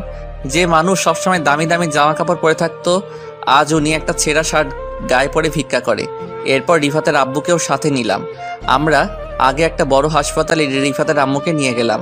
ডাক্তার রিফাতের আম্মুর কিছু পরীক্ষা করলো এবং কিছু ওষুধ লিখে দিল। বিকৃতিতে বলেছে ওষুধগুলো খেলে আল্লাহ দিলে সুস্থ হয়ে যাবে। তারপর রিফাতের আম্মুকে নিয়ে আমার বাসায় চলে আসলাম। বাসায় আনার পর আব্বু আম্মু সবাই অনেক খুশি হলো। আর বেশি বড় করলাম না। রাতে রিফাত সহ তার আব্বু আম্মুকে খাবার খাইয়ে দিলাম। রিফাত আমার সাথে ঘুমাবে। রাত্রে খাবার টেবিলে সবাই বসে খাবার খাচ্ছি, কিন্তু নিঝুম মন খারাপ করে খাবার খাচ্ছে। তখন আম্মু বলল, কিরে নিঝুম, তুই এমন মন মরা হয়ে আছিস কেন? শরীর খারাপ লাগছে নাকি? না আন্টি, আমি ঠিক আছি। আব্বু আম্মুর কথা মনে পড়ছে নাকি? না আন্টি, তেমন কিছু না, এমনিতেই ভালো লাগছে না। তোমরা খাও, আমি রুমে গেলাম। তুই তো কিছুই খেলি না। না খেলে শরীর আরো বেশি খারাপ করবে। একদিন রাতে না খেলে কিচ্ছু হবে না, আমি গেলাম। এই বলে নিঝুম রুমে চলে গেল। তখন আমি বললাম, আরে নিঝুমের আব্বু আম্মুর কি হয়েছে? তারা কিভাবে মারা গেল? নিঝুমের আব্বু চাকরি রিজাইন দেওয়ার পরে তাদের গ্রামের বাসায় চলে যায়। কয় মাস যাওয়ার পরে নিঝুমের আব্বু অনেক অসুস্থ হয়ে পড়ে। তারপর নিঝুম তার আব্বুকে নিয়ে ঢাকায় আসে। ঢাকায় আসার পর নিঝুমের আব্বুর ক্যান্সার ধরা পড়ে। যা টাকা জমানো ছিল সব টাকা শেষ হয়ে গেছে। আমি কিছুই জানতাম না, আমাকে একটাবার বলে নাই। হঠাৎ একদিন রাতে নিঝুমের আব্বু হাসপাতালে মারা যায়। নিজুমের আব্বু মারা যাওয়ার পর নিজুমের আম্মু স্ট্রোক করে মারা যায়। এরপর থেকে নিজুম আমাদের সাথে থাকে। ও, তোমরা পরে খবর পেলে কিভাবে? আর নিজুম পুলিশের চাকরি কবে থেকে করে? যেদিন নিজুমের আব্বু আম্মু মারা যায় সেদিন রাতে আমার অফিসের এক কর্মী তার বউকে নিয়ে হাসপাতালে যায়। তখন নিজুমকে দেখে সামনে যায়, গিয়ে দেখে ওর আব্বু আম্মুর লাশ। তখন ওই কর্মী আমাকে ফোন দিয়ে বলে, আমি সাথে সাথে হাসপাতালে ছুটে যাই। এরপর নিজুমের কাছ থেকে সব কিছু শুনি। তারপর নিজুমের আব্বু আম্মুকে ঢাকার বড় কবরস্থানে দাফন সম্পন্ন করে। নিজুমকে আমাদের বাসায় নিয়ে আসি। সবকিছু বুঝলাম, এখনো তো বললে না নিজুম পুলিশের এসআই কিভাবে হলো? আসলে আমার সাথে তো প্রধানমন্ত্রীর সাথে ভালো সম্পর্ক, তাই ওনাকে বলে নিজুমকে পুলিশের এসআই বানিয়ে দিল। নিজুমের এমনিতেই পুলিশের চাকরি করার অনেক শখ, তাই ওকে এসআই পদ দিল। তার মানে ট্রেনিং ছাড়া সরাসরি পুলিশের এসআই? পুলিশের চাকরি কিভাবে করতে হয় ও কি বোঝে? পুলিশের কোনো যোগ্যতা ছাড়া ডাইরেক্ট এসআই? তো কি হয়েছে, এখন বেশি কথা না বলে খা। আমি আর কোনো কথা না বলে খাবার খেয়ে রুমে চলে আসলাম। রুমে এসে দেখি রিফাত ঘুমিয়ে গেছে। আমি বিছানায় শুয়ে মোবাইলটা হাতে নিয়ে পুরো টাস্কি খেয়ে গেলাম, কারণ মায়াজাল আইডি থেকে অনেকগুলো মেসেজ এসেছে। আমি সাথে সাথে রিপ্লাই দিলাম, কেমন আছো, কি করো, খাওয়া দাওয়া হয়েছে? আসলে মোবাইল আমার হাতে ছিল না, রুমে মোবাইল রেখে খাবার খেতে গিয়েছিলাম।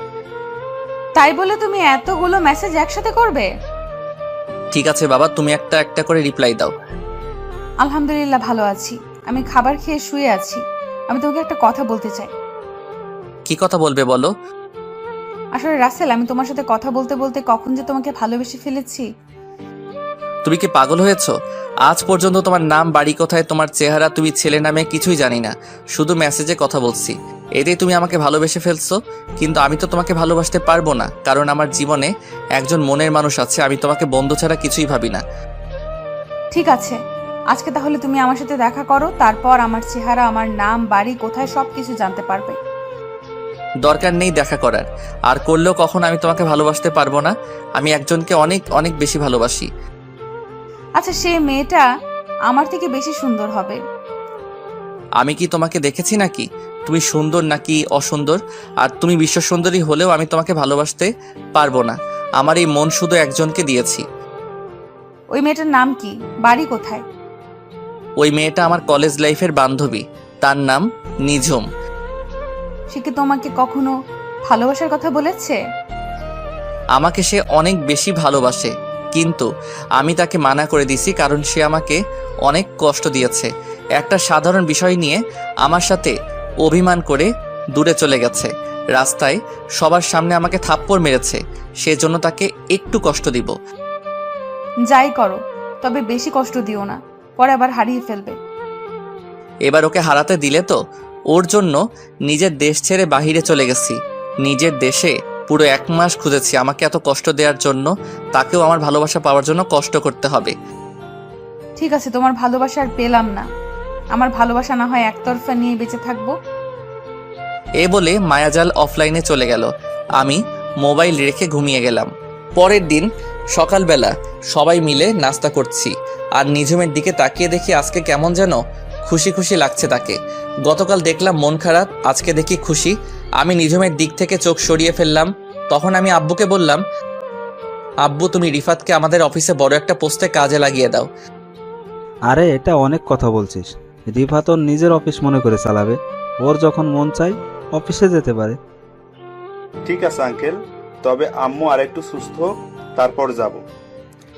ঠিক আছে বাবা, আমি তোমাকে এখন যেতে বলছি না। তবে আঙ্কেল, আমার একটা শর্ত আছে। আমি চাকরি করার পর আমি আব্বু আম্মুকে নিয়ে অন্য বাসায় থাকবো। তুমি একথা কেন বলছো সেটা আমি বুঝতে পারছি, সমস্যা নাই। আমি অফিস থেকে তোমাকে একটা ফ্ল্যাট দিব, তুমি ওখানে তোমার আব্বু আম্মুকে নিয়ে থেকো। আর অফিসে যাওয়ার জন্য একটা নিউ কার তোমাকে দেয়া হবে। সেটা হলে তো আরো বেশি ভালো হয়। আপনি সবকিছু ব্যবস্থা করুন। আব্বু ঠিক আছে বলে রুমে চলে গেল। তখন নিঝুম আম্মুকে বলল, আন্টি, আমি একটু মার্কেটে যাব, তুমি রাসেলকে বলো আমাকে নিয়ে যেতে। আপনার গাড়ি থাকতে আমাকে বলছেন কেন? আর আমি আপনাকে কোথাও নিয়ে যেতে পারবো না। রাসেল, মেয়েটা এত করে যখন বলছে, তুই বাবা নিজুমকে নিয়ে মার্কেটে যা। আম্মু এত সকালে কি এখনো মার্কেট খুলছে নাকি? সমস্যা নেই, মার্কেট না খোলা থাকলে আমি বসে থাকবো, তুমি চলে এসো। আমি ঠিক আছে বলে বাহিরে এসে আব্বুর নতুন গাড়িটা বের করলাম। কিছুক্ষণ পর নিজুম এসে বলল, তুমি গাড়ি নিছো কেন? তোমার বাইক নাও। হ্যালো এসআই ম্যাম, আমার যেটা ভালো লাগে আমি সেটাই নিব।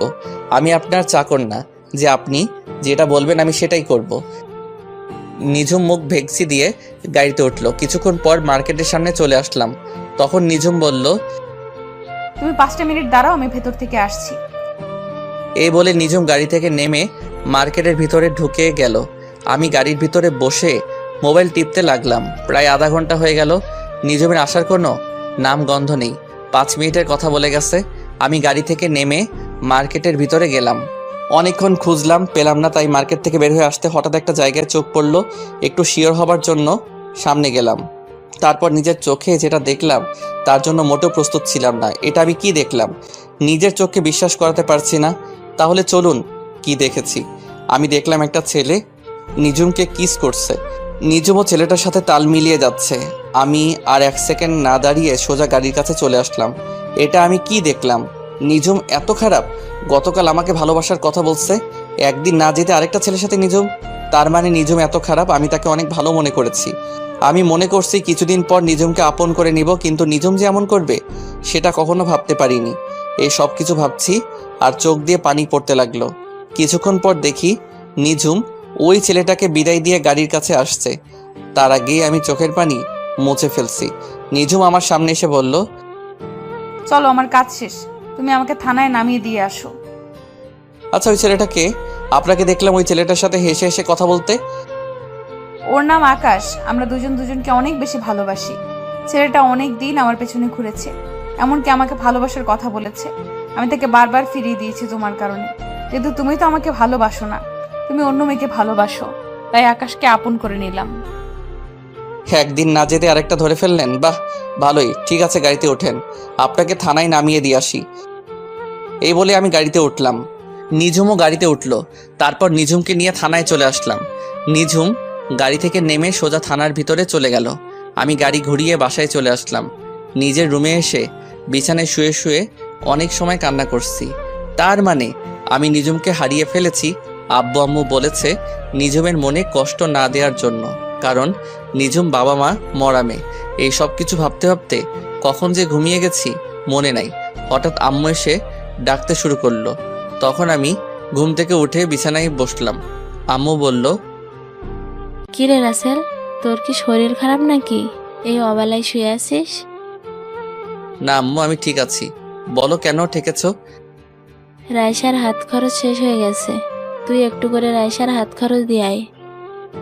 আমি ঠিক আছে বলে বিছানা থেকে উঠে ফ্রেশ হয়ে একটা জামা গায়ে দিয়ে বাসা থেকে বেরিয়ে বাইক নিয়ে সোজা রাইসার হোস্টেলে চলে আসলাম।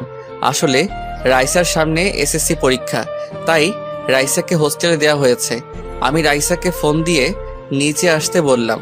কিছুক্ষণ পর রাইসা নিচে আসলো, আমাকে দেখে জড়িয়ে ধরলো। তখন আমি বললাম, এই রাইসা ছাড়ো আমাকে। মানুষ দেখলে কি বলবে? মানুষ বলবে বুড়ি বোন ভাইকে জড়িয়ে ধরেছে। মানুষ দিয়ে আমার কি? আমি এখনো তোমার কাছে ছোট ভাইয়া। আমি জানি তো তুই আমার এখনো সেই ছোট্ট বোন। এখন বল কত টাকা লাগবে? তোমার যত টাকা মন চাই দিয়ে যাও। আর তুমি তো জানো আমি বাহিরের খাবার খাওয়া কমিয়ে দিচ্ছি। ঠিক আছে, এই নে, এখানে 20,000 টাকা আছে, এগুলো রাখ। শেষ হয়ে গেলে ভাইয়াকে একটা ফোন দিস। রাইসা ঠিক আছে বলে ভিতরে চলে গেল। আমি দাঁড়িয়ে না থেকে বাইক নিয়ে বাসায় যাওয়ার সময় হঠাৎ একজনকে দেখে আমার মাথা পুরো গরম হয়ে গেল। সে আর কেউ নয়, আসলাম মেয়রের মেয়ে রিয়া। রিয়া দেখে একজন রিক্সা চালককে মারতে আসছে। আমি বাইক নিয়ে সোজা রিয়ার সামনে গেলাম। বাইকটা দেখে রিয়াকে ঠাস করে একটা থাপ্পড় মেরে দিলাম। রিয়া গালে হাত দিয়ে আমাকে বলল, রাসেল, তুই আমাকে থাপ্পড় মারছিস কেন? তুই রাস্তায় এই বুড়ো মানুষটাকে মারছিস কেন? মারবো না তো কি করব? উনি আমার কাছ থেকে 50 টাকার ভাড়া 100 টাকা চাইলো কেন? চাচা, আপনি 50 টাকার ভাড়া 100 টাকা কেন চেয়েছেন? উনি মার্কেটে নিয়ে গিয়ে প্রায় 2 ঘন্টা দাঁড় করিয়ে রেখেছে, তাই আমি 50 টাকা বেশি চেয়েছি। এ কারণে মেয়েটা আমাকে মারছে। কিরে, চাচা যেটা বলছে সেটা কি সত্যি? ঠিক বলেছে, তাই বলে 50 টাকা বেশি চাইবে কেন? আমার ইচ্ছে করছে তোকে আরো কয়েকটা থাপ্পড় মারি। গরিব কি মানুষ মনে হয় না? তোর বাবার বয়সে একজন মানুষের গায়ে হাত তুলতে তোর হাতটা কাঁপলো না? না, আমার হাত কাঁপে না। এসব গরিব নোংরা মানুষদের আমি দেখতেই পারি না। দেখতে যখন পারিস না তাহলে নোংরা মানুষের রিকশায় উঠছিস কেন? আমার গাড়িটা হঠাৎ রাস্তায় নষ্ট হয়ে যায়, তাই কোনো গাড়ি না পেয়ে ওনার রিক্সায় উঠি। তুই এখনই আমার সামনে থেকে যা, তা না হলে রাস্তায় সবার সামনে আরো কয়েকটা থাপ্পড় মারবো। তোর বাপ মেয়ের দেখে মানুষকে মানুষ মনে করিস না। ঠিক আছে, আমি যাচ্ছি, তবে তোর এই থাপ্পড়ের প্রতিশোধ আমি কিন্তু নিবই। আরে যা যা, পারলে আমার বালটা সোজা করে দেখাইস। তোর মতো মেয়েকে সোজা করতে আমি রাসেল একাই যথেষ্ট। রিয়া আর কিছু না বলে চলে গেল। তখন আমি চাচাকে কিছু টাকা দিয়ে বাসায় পাঠিয়ে দিলাম। রাস্তার সব মানুষ এতক্ষণ দাঁড়িয়ে দাঁড়িয়ে আমার কাহিনী দেখেছে। হয়তো তারা ভাবছে আমার মতো ছেলের এত সাহস কোথা থেকে আসলো। এলাকার মেয়রের মেয়ের গায়ে হাত তুলছি। তো যাই হোক, আমি বাইক নিয়ে সোজা বাসায় চলে আসলাম। বাসায় এসে নিজের রুমে চলে গেলাম। তারপর ফ্রেশ হয়ে খাবার খেয়ে রুমে চলে আসলাম। দেখতে দেখতে সপ্তাহখানিক চলে গেল। নিঝুমের সাথে এখন আগের মতো কথা বলি না, আর নিঝুমও আমার সাথে তেমন কথা বলে না, কারণ নিঝুম তার আকাশকে নিয়ে সবসময় বিজি থাকে। আমি নিজেকে অনেক কন্ট্রোল করে রাখছি। রাতে বিছানায় শুয়ে শুয়ে মোবাইল টিপতে আসি। হঠাৎ নিঝুম আমার রুমে আসলো। তখন নিঝুম আমাকে বলল, রাসেল, তোমাকে একটা কথা বলার আছে। কি কথা বলবেন? একটু তাড়াতাড়ি বলুন, আমি একটু বাহিরে যাব। আসলে আমি আকাশকে অনেক ভালোবাসি। আকাশ বলছে আঙ্কেল আন্টির কাছে আমাদের ব্যাপারে বলতে, কিন্তু আমি ভয় বলতে পারছি না। তুমি একটু আমার হয়ে বলে দাও না। সরি, আমি পারবো না। আপনারটা আপনি বলুন। প্লিজ রাসেল, আমি আকাশকে হারাতে পারবো না। আকাশের বাসায় আকাশকে বিয়ের জন্য চাপ দিচ্ছে। আমার বুকটা ফেটে যাচ্ছে নিঝুমের এমন কথা শুনে। যে মেয়ে আমাকে ভালোবাসার কথা বলে, পরের দিন আরেকটা ধরতে পারে, তাকে কিভাবে বিশ্বাস করব? তখন আমি নিঝুমকে বললাম, ঠিক আছে, আমি আব্বু আম্মুকে সময় করে বলবো, আপনি এখন আসতে পারেন। নিঝুম আর কোনো কথা না বলে আমার রুম থেকে বেরিয়ে গেল। নিঝুমের এমন কথা শুনে মনটা খারাপ হয়ে গেল, কারণ নিঝুমকে আমি অনেক ভালোবেসে ফেলেছি। কিন্তু নিঝুম আর আকাশের কাহিনীটা আমার চোখের সামনে ভেসে উঠলে নিঝুমের প্রতি ঘৃণা হয়। না, ওর মতো মেয়ের জন্য নিজেকে কষ্ট দিয়ে লাভ নেই। ও ওর মতো থাকুক, আমি আমার মতো চলি। তো যাই হোক, রাতে বাসা থেকে বেরিয়ে একটু বাইরে গেলাম। বাহিরের কাজটা সেরে আবার বাসায় চলে আসলাম। রাতে বিছানায় শুয়ে শুয়ে মোবাইল টিপতে আসি, হঠাৎ মায়াজাল থেকে মেসেজ আসলো। কেমন আছো রাসেল? কি করো? রাতের খাবার খেয়েছো? আলহামদুলিল্লাহ ভালো আছি, তুমি কেমন আছো? আর আমি এখনো রাতের খাবার খাইনি, আর একটু পরে খাবো। আলহামদুলিল্লাহ, আমিও ভালো আছি, তবে বেশি ভালো না। আর তোমার নিঝুমের সাথে প্রেম কেমন চলছে? নিঝুম আমাকে ভালোবাসার কথা বলে এখন অন্য আরেকজনকে ভালোবাসে। কি বলছো তুমি? একটা মেয়ে একদিনে কেমন করে পাল্টে গেল? সেটা তো আমিও ভাবছি, কিন্তু তাদের দুজনকে দেখে বোঝা যাচ্ছে একজন আরেকজনকে অনেক বেশি ভালোবাসে। তাহলে তুমি নিঝুমকে তোমার ভালোবাসার কথা বলে দাও। না, আমি চাই না ওর মনে কষ্ট দিতে। সে যদি আকাশ ছেলেটাকে নিয়ে সুখে থাকে, তাহলে আমি আর ওদের ভিতরে ঢুকতে চাই না। তুমি কি পারবে নিঝুমকে ছাড়া থাকতে? তোমার কষ্ট হবে না? কষ্টকে মাটি চাপা দিয়ে রেখেছি। আচ্ছা ঠিক আছে, ভালো থেকো। আমাকে খাবার খাওয়ার জন্য ডাকছে। এই বলে অফলাইনে চলে গেলাম। আমি মায়াজালের সাথে কথা বলার ফাঁকে খালা খাবার খাওয়ার জন্য ডেকে গেছে। আমি রুম থেকে বেরিয়ে খাবার টেবিলে চলে গেলাম। সবাই মিলে একসাথে খাবার খেলাম। নিঝুমকে দেখে বোঝা যাচ্ছে সে অনেক খুশি। খুশি থাকবেই না কেন? মনের মতো ভালোবাসার মানুষ পেয়েছে। আমি খাবার খেয়ে রুমে চলে আসলাম। কিছুক্ষণ পর রিফাত আমার রুমে আসলো। ও, আপনাদের তো বলতে ভুলে গেছি, রিফাত এখন আব্বুর সাথে অফিসে দেখাশোনা করে। রিফাত আমার রুমে এসে বিছানায় বসে বলল, কিরে রাসেল, তোরে দেখি সবসময় চুপচাপ থাকিস, কি হয়েছে তোর? আমার আবার কি হবে, আমি তো ঠিকই আছি। রাসেল, তুই আমার কাছে কিছু লুকাইস না, কি হয়েছে আমাকে খুলে বল। ঠিক আছে, তুই যখন বলেছিস তাহলে শোন। তারপর রিফাতকে সবকিছু খুলে বললাম। এটা আমার বিশ্বাস হচ্ছে না, নিঝুম এত খারাপ মেয়ে হতে পারে না। আমি নিজের চোখে তাদের দুজনকে কিস করতে দেখেছি। মাঝে মাঝে চোখের দেখা ভুল হয়। আমি তোকে একটা বুদ্ধি দেই, সেটা কাজে লাগিয়ে দেখতে পারিস। তাহলে বুঝতে পারবো নিঝুম কি তোর সাথে অভিনয় করেছে নাকি আকাশকে সত্যি ভালোবাসে। দেখি শুনি তোর কি বুদ্ধি। তাহলে শোন, তুই একটা মেয়ে ভাড়া কর, তারপর ওই মেয়েটিকে নিয়ে সবসময় নিজের সামনে চলাফেরা করবি আর নিজের রিয়াকশন দেখবি। মেয়েটার সাথে এমন ভাবে চলবি যেন বয়ফ্রেন্ড গার্লফ্রেন্ডের মতো লাগে, তারপর বোঝা যাবে। তোর কি মনে হয় এমনটা করলে সবকিছু বুঝতে পারবো তো? 109% কাজে লাগবে, তুই ট্রাই করে দেখ। ঠিক আছে, কালকে থেকে শুরু করব। তবে মেয়ে পাবো কোথায়? হোটেলে মেয়ের অভাব আসেনি, ওখান থেকে একটা ভাড়া করে নিয়ে আসবি। তাই বলে হোটেলের মেয়ে নিয়ে আসবো? আরে মা তো কিছুদিনের জন্য। ঠিক আছে, কালকে একটা মেয়ে হোটেল থেকে নিয়ে আসবো। এখন রুমে গিয়ে শুয়ে পড়। রিফাত ঠিক আছে বলে তার রুমে চলে গেল। আসলে রিফাতকে আমার পাশের রুমে দিছি, কারণ রিফাত সারা রাত নাক ডেকে ঘুমায়, তাই ওরে আমার পাশের রুমে দিছি। আপনারা আবার রিফাতকে বলে দিয়েন না। তো যাই হোক, পরের দিন সকালে সবার সাথে নাস্তা করে আমি বাসা থেকে বেরিয়ে একটা হোটেলে যাচ্ছি একটা মেয়ে ভাড়া করার জন্য।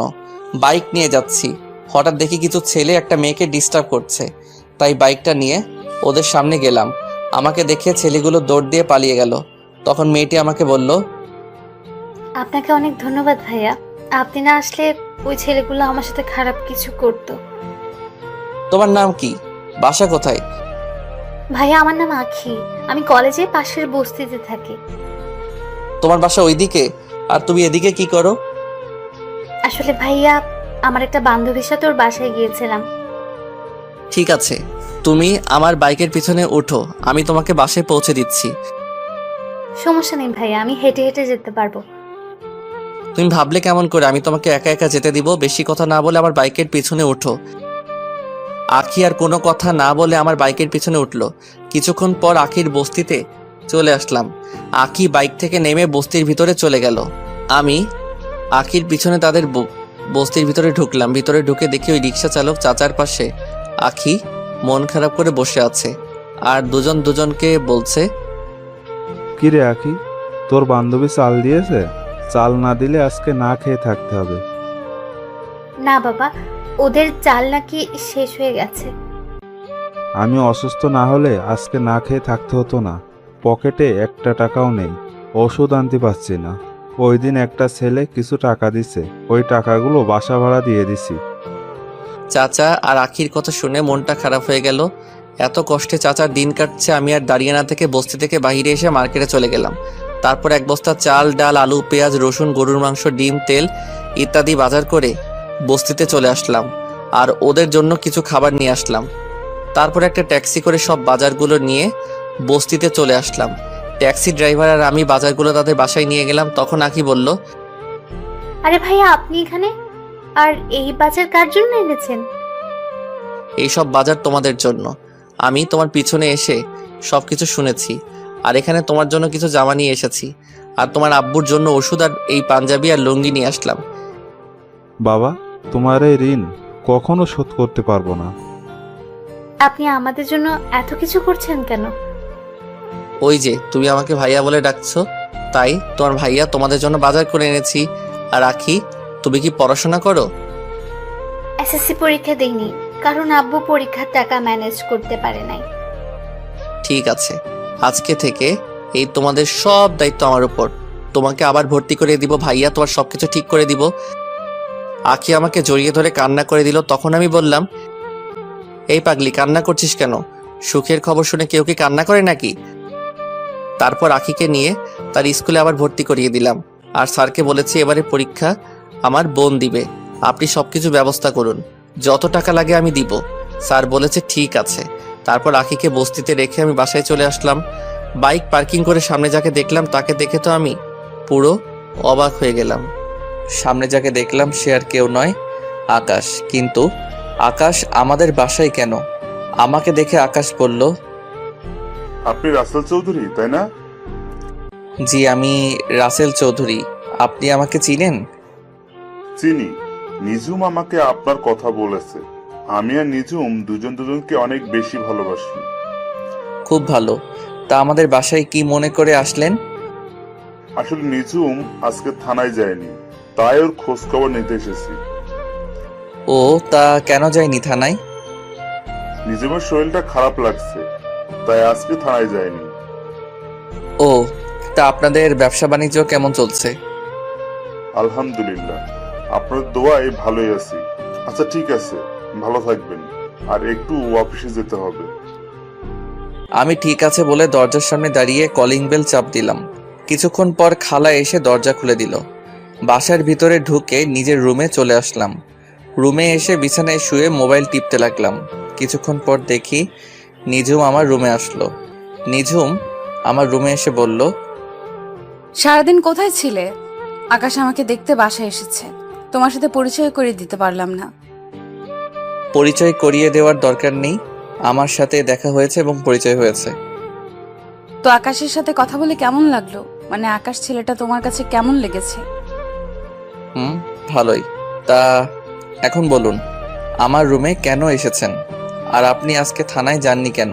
কি হয়েছে আপনার? আসলে শরীরটা কেমন যেন খারাপ লাগছে। আমি কানাডা থেকে আসার পর কয়দিন আপনি থানায় গেছেন? আর না গেলে সমস্যা কি? আপনি তো আবার বিনা যোগ্যতায় এসআই হয়েছেন। তুমি আমাকে এইভাবে বলতে পারলে? আমি কিন্তু তোমার কথায় রাগ করেছি। আপনি আমার সাথে রাগ করলে আমার কি যেটা সত্যি সেটাই বললাম। তোমার সাথে কথা বলাই আমার ভুল হয়েছে। আমি গেলাম আমার রুমে। আপনাকে তো আমি ডাকি নাই, আপনি নিজে এসেছেন আমার রুমে। আমার কথা শুনে নিঝুম মুখ বাঁকিয়ে রুম থেকে বেরিয়ে গেল। আমি কিছুক্ষণ মোবাইল টিপে ওয়াশরুমে ঢুকে ফ্রেশ হয়ে খাওয়া দাওয়া করে নিজের রুমে এসে একটা ঘুম দিলাম। দেখতে দেখতে আরও সপ্তাহখানিক চলে গেল। রিফাতকে আব্বু একটা বাসা দিয়েছে। রিফাত তার আব্বু আম্মুকে নিয়ে নতুন বাসায় থাকে। আর নিঝুম ওই দিনের পর থেকে আমার সাথে তেমন কথা বলে না। আমিও নিঝুমের সাথে তেমন কথা বলি না। একদিন সকালে নাস্তা করে বাসার বাইরে আসলাম। নিঝুম আজকে সকাল সকাল থানায় চলে গিয়েছে। আমি বাইক নিয়ে আকির সাথে দেখা করতে যাচ্ছি। হঠাৎ একটা পার্কে আমার চোখ গেল। দেখি নিঝুমের মতো একটা মেয়ে পুলিশের জামা পরে বসে আছে একটা ছেলের সাথে। আমি বাইকটা নিয়ে তাদের একটু কাছাকাছি গেলাম। আমি ঠিকই ধরেছি, নিঝুম আর আকাশ একসাথে বসে গল্প করছে। তার মানে আজকে সকাল সকাল বাসা বেরিয়ে আকাশের সাথে দেখা করতে এসেছে। আমি আর কিছু না ভেবে আখির বাসায় চলে গেলাম। ও আপনাদের তো বলতে ভুলে গেছে, আখি আর আখির বাবাকে একটা নতুন বাসায় নিয়ে এসেছি।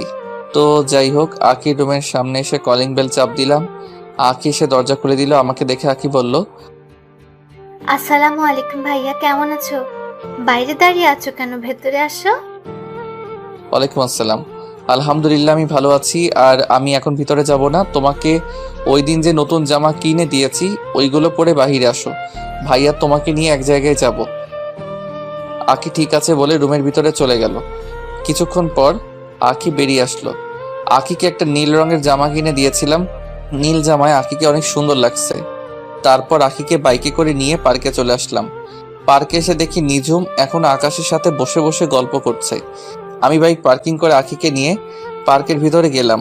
নিঝুম আর আকাশের থেকে একটু দূরে বসলাম।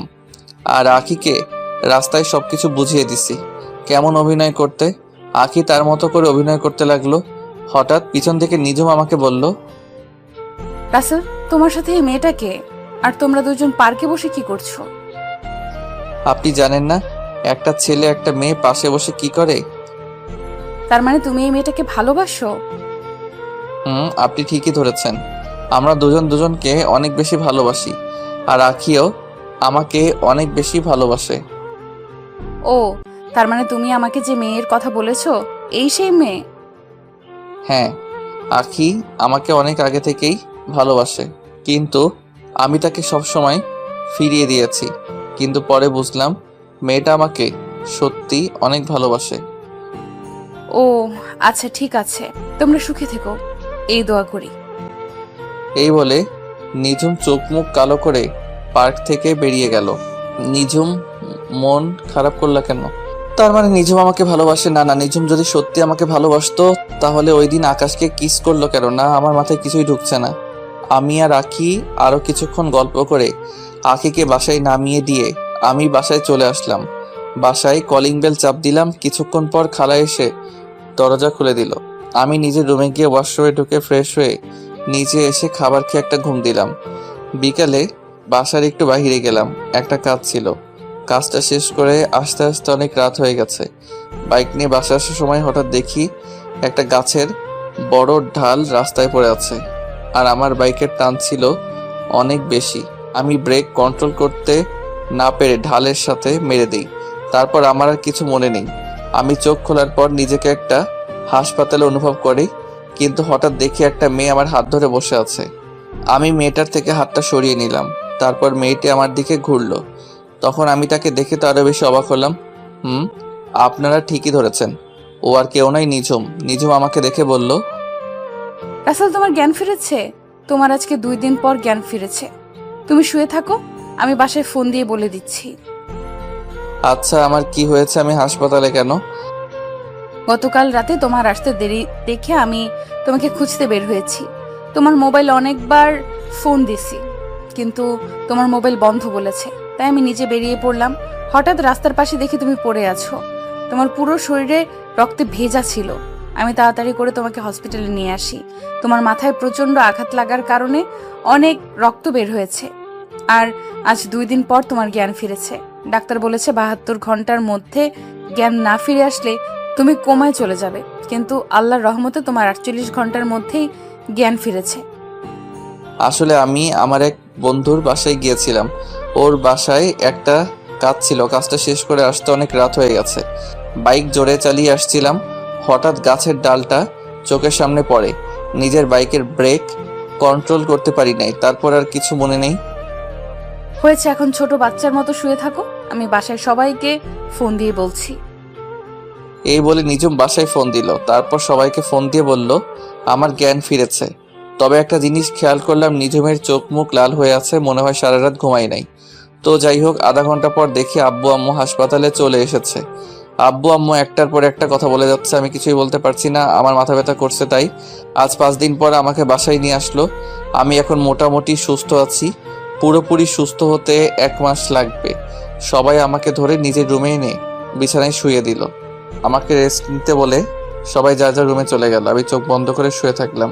হঠাৎ চোখ খুলে যেটা দেখলাম তার জন্য মোটেও প্রস্তুত ছিলাম না। আপনারা কি ভাবছেন নিঝুম? আরে না, ও আর কেউ নয়, আমার কলিজার টুকরো বোন রাইসা। কিন্তু রাইসা কখন হোস্টেল থেকে আসলো? আমি রাইসার মাথায় হাত রাখতেই রাইসা চোখ খুলে কান্না করতে লাগলো। তখন আমি রাইসাকে বললাম, কি রে রাইসা, কেমন আছিস? কখন আসলি বাসায়? আর তুই কান্না করছিস কেন? আমি কিছুক্ষণ আগে এসেছি। আমাকে রিফাত ভাইয়া সবকিছু ফোন দিয়ে বলেছে। কান্না করিস না, আমি ঠিক আছি। তারপর রাইসা কান্না বন্ধ করলো। কিছুক্ষণ নিঝুম খাবার নিয়ে এসেছে। তখন নিঝুম বলল, এবার 2 ভাই বোন কথা বন্ধ করে খাবার খেয়ে নাও। রাইসা তুই ফ্রেশ হয়ে আয়, আজকে তুই নিজ হাতে ভাইয়াকে খাইয়ে দিবি। আমার কথা শুনে রাইসা ওয়াশরুমে চলে গেল। নিঝুমের দিকে তাকিয়ে দেখি মুখটা কালো করে ফেলেছে। কিছুক্ষণ পর রাইসা ওয়াশরুম থেকে বেরিয়ে এসে একটা খাবার প্লেট হাতে নিয়ে আমাকে খাইয়ে দিতে লাগলো। নিঝুম আর দাঁড়িয়ে না থেকে রুম থেকে বেরিয়ে গেল। খাবার খাওয়ার পর রাইসা আমাকে ওষুধ খাইয়ে দিল। তারপর কিছুক্ষণ কথা বলে রাইসা বিদায় নিয়ে চলে গেল, কারণ রাইসার সামনে পরীক্ষা।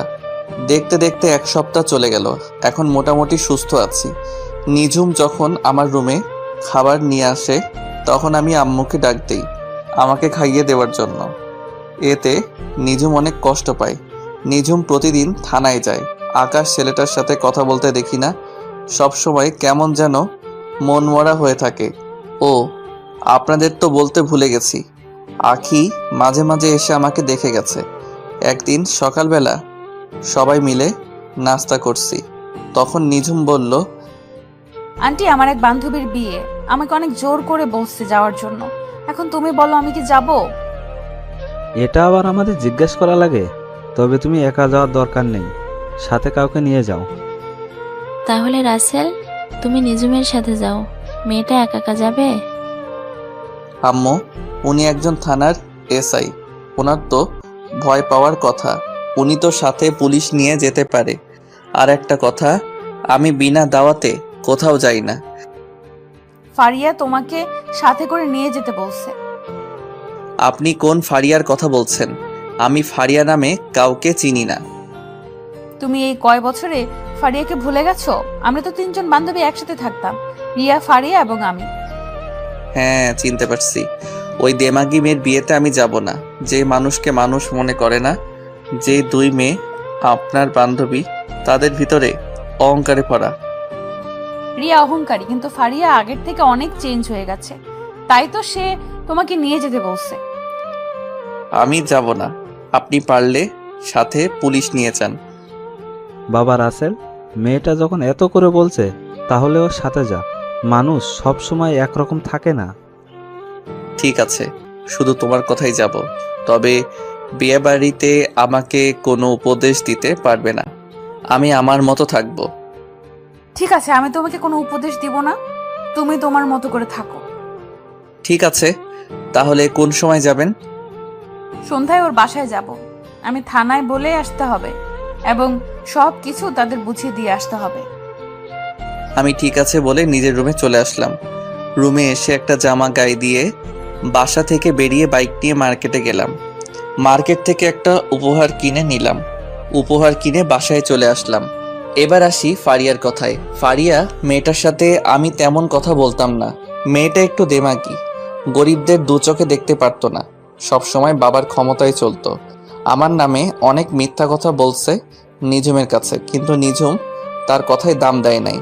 তো যাই হোক, সন্ধ্যায় রেডি হয়ে রুম থেকে বেরিয়ে নিচে আসলাম। কিছুক্ষণ পর নিঝুম সিঁড়ি দিয়ে নিচে নেমে আসলো, কিন্তু নিঝুমকে দেখে আমি তো পুরো অবাক হয়ে গেলাম, কারণ নিঝুম বোরখা পরেছে। নিঝুম নিচে এসে আমাকে বলল, এভাবে তাকিয়ে আছো কেন? না মানে আপনি হঠাৎ বোরখা পরলেন যে? কেউ কারো বিয়েতে গেল তো অনেক সাজুগুজু করে, আপনি তো কিছুই করলেন না। আমার সাজুগুজু করতে ভালো লাগে না, তাই বোরকা পরে আসলাম। এটা কবে থেকে? আমি তো আজকে প্রথম আপনাকে বোরখা পরতে দেখলাম। আমি আজকে থেকে সব সময় বোরকা পরে বের হব। তাহলে কি ডিউটির সময় বোরখা পরে থাকবেন নাকি? ও ডিউটির সময় সব সময় যতটুকু সম্ভব মেনটেন করে চলবো। ঠিক আছে, এখন বের হন। এই বলে আমি বাসা থেকে বেরিয়ে আসলাম। আব্বু আগেই বলে দিয়েছে গাড়ি নিয়ে যেতে, তাই আব্বুর নতুন গাড়িটা বের করলাম। নিঝুম বাসা থেকে বেরিয়ে গাড়িতে উঠলো। আমি গাড়ি চালাতে লাগলাম। তখন আমি নিঝুমকে বললাম, আচ্ছা, কিছুদিন ধরে লক্ষ্য করলাম আকাশ ছেলেটার সাথে আপনি কথা বলেন না, সব সময় কেমন যেন মন মরা হয়ে থাকেন। আপনি চাইলে তো আকাশকে সাথে করে নিয়ে যেতে পারতেন। আকাশের সাথে আমার ব্রেকআপ হয়ে গেছে। আকাশ ছেলেটার চলাচল আমার কাছে ভালো লাগে না। হঠাৎ কি এমন হলো যে আকাশ ছেলেটাকে আপনার ভালো লাগে না? আপনি তো তাকে অনেক বেশি ভালোবাসেন। সেটা অনেক কাহিনী, তোমাকে পরে এক সময় বলবো। তা আখির সাথে তোমার প্রেম কেমন চলছে? সেটা চলছে ভালোই। মেয়েটা সত্যি অনেক ভালো, আমার খোঁজ খবর নেয় সব সময়। ওর মতো মেয়েই হয় না। নিঝুম আর কোনো কথা বলল না, চুপ করে বসে আছে।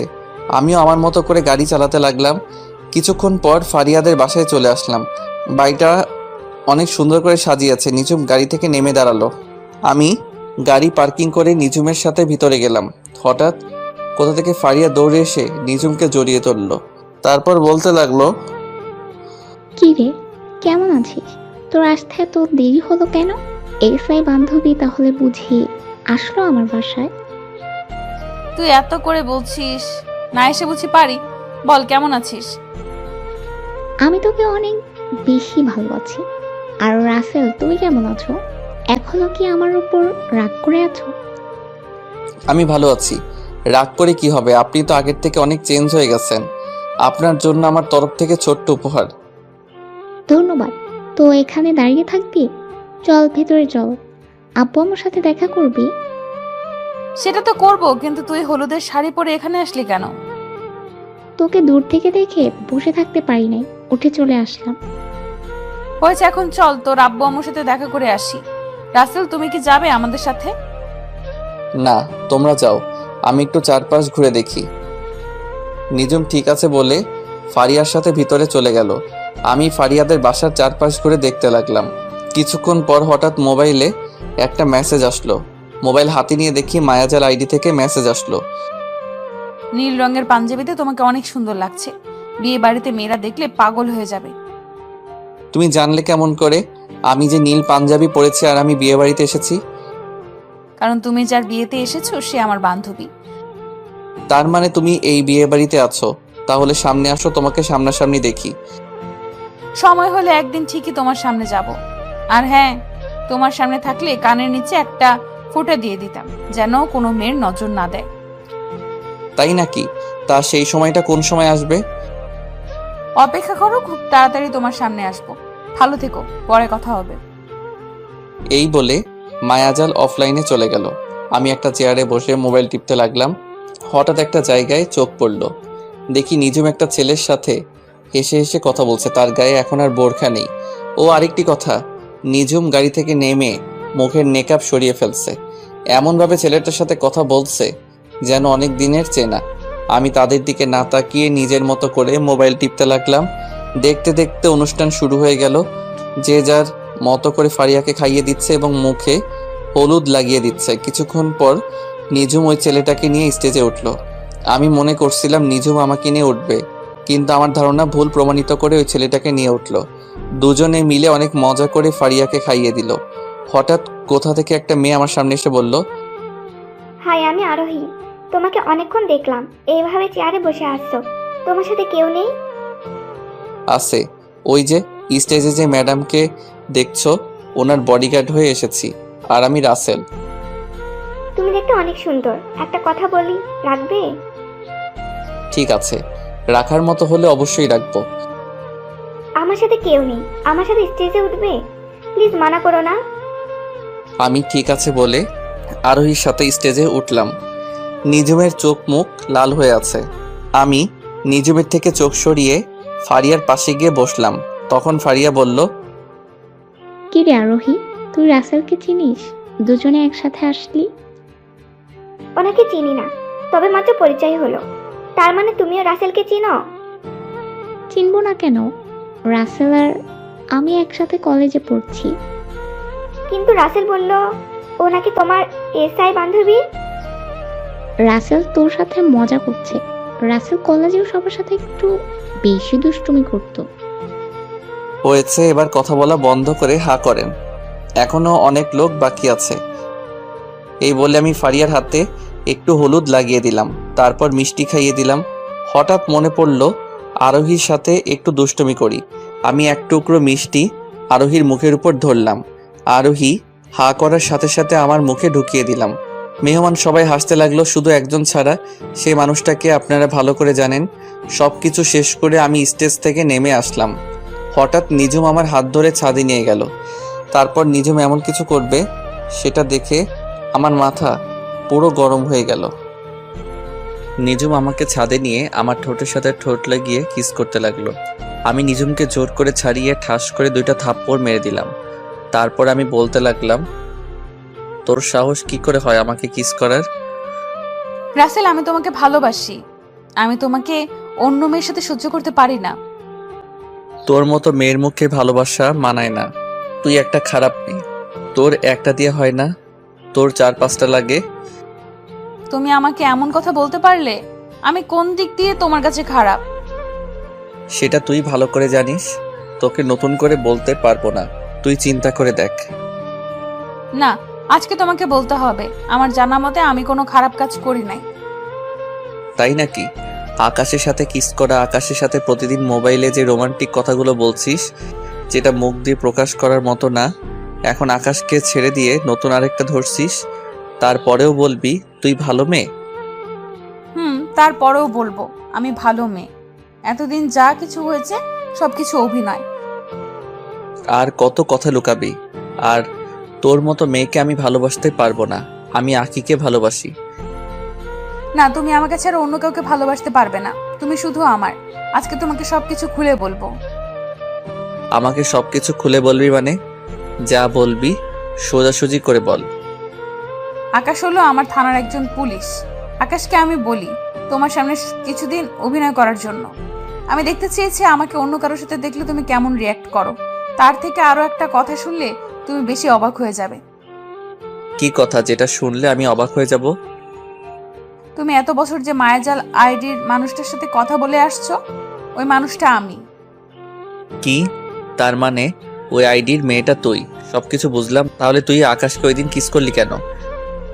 আরে পাগল, ওই দিন তোমাকে দেখানোর জন্য আমি আর আকাশ এভাবে দাঁড়িয়েছি, যেন তুমি বুঝতে পারো আমি আকাশকে কিস করছি। তার মানে এতদিন আমাকে বোকা বানিয়ে আসছো? আমাকে এতদিন কষ্ট দিছো। যে মেয়ে আমাকে কষ্ট দিতে পারে সে কখনো আমার ভালোবাসা পাবে না। সরি রাসেল, এরকম কষ্ট আর কখনো তোমাকে দিব না। কিন্তু আমি তো আকিকে ভালোবাসি, তাই তোমাকে ভালোবাসা আমার পক্ষে সম্ভব নয়। তাই না? আখির সাথে তোমার কেমন পরিচয় সেটা আমি জেনে গেছি। আখি আমাকে সব কিছু গতকাল বলেছে। আমাকে একটু শক্ত করে জড়িয়ে ধরবে? তোমাকে জড়িয়ে ধরে আবার কিস করতে মন চাইছে। তো করো, আমি তোমাকে মানা করছি? বলতে দেরি, আমি নিঝুমকে জড়িয়ে ধরে কিস করতে লাগলাম। কিছুক্ষণ পর ছেড়ে দিলাম। দুজনে হাঁপাতে লাগলাম। তারপর দুজনে নিচে চলে আসলাম। আমাকে একটা থাকার রুম দেওয়া হয়েছে, যেটা ফারিয়ার পাশের রুম। নিঝুম ফারিয়ার সাথে ঘুমিয়েছে। সকালবেলা বুকটা কেমন যেন ভারী লাগছে। চোখ খুলে দেখি নিঝুম আমাকে জড়িয়ে ধরে শুয়ে আছে। ঘুমন্ত অবস্থায় নিঝুমকে অনেক সুন্দর লাগছে। আমি নিঝুমের কপালে একটা চুমু দিলাম। সাথে সাথে নিঝুমের ঘুম ভেঙে গেল। তখন নিঝুম বলল, আমি কিন্তু ঘুমিয়ে নেই। তার মানে তুমি জেগে আছো? তো তুমি কোন সময় আমার রুমে আসলে? কিছুক্ষণ আগে তোমার রুমে এসেছি, কিন্তু তোমাকে ঘুমন্ত অবস্থায় অনেক সুন্দর লাগছে, তাই না ডেকে তোমাকে জড়িয়ে ধরে শুয়ে পড়লাম। হয়েছে, এখন ওঠো, কেউ রুমে চলে আসবে। তোমাকে জড়িয়ে ধরে থাকতে আমার ভালোই লাগছে, আর একটু থাকো না। আর থাকা লাগবে না। বাসায় যাওয়ার পর যা করার করো। এটা কিন্তু বিয়ে বাড়ি। তার থেকে বড় কথা, আমাদের এখনো বিয়ে হয়নি। বিয়ে হয়নি তো কি হয়েছে? চলো আমরা দুজনে কাজী অফিসে বিয়ে করে ফেলি। মাথা খারাপ? আমি বাবা মায়ের একমাত্র সন্তান। বড় করে ধুমধাম করে তোমাকে বিয়ে করব। কিন্তু তোমার আব্বু আম্মু যদি মেনে না নেয় তখন কি করবে? আমার আব্বু আম্মু কখনো আমার কথা ফেলে নাই। আমার বিশ্বাস তারা রাজি হবে। তাই যেন হয়। আমি তোমাকে ছাড়া থাকতে পারবো না। ঠিক আছে, এখন তুমি ফারিয়ার কাছে যাও, আমি ফ্রেশ হয়ে আসছি। নিঝুম ঠিক আছে বলে আমার কপালে একটা চুমু দিয়ে রুম থেকে বেরিয়ে গেল। আমি আর বসে না থেকে ওয়াশরুমে চলে গেলাম। ফ্রেশ হয়ে রুম থেকে বেরিয়ে দেখি বাসা ভর্তি মেহমান। হঠাৎ আরোহী কোথা থেকে আমার সামনে এসে বলল, তুমি এখানে দাঁড়িয়ে আছো কেন? নাস্তা করেছো? মাত্র ফ্রেশ হয়ে বেরিয়ে আসলাম। আচ্ছা, গতকাল রাতে নিঝুম আপু তোমার হাত ধরে টেনে নিয়ে গেল কেন?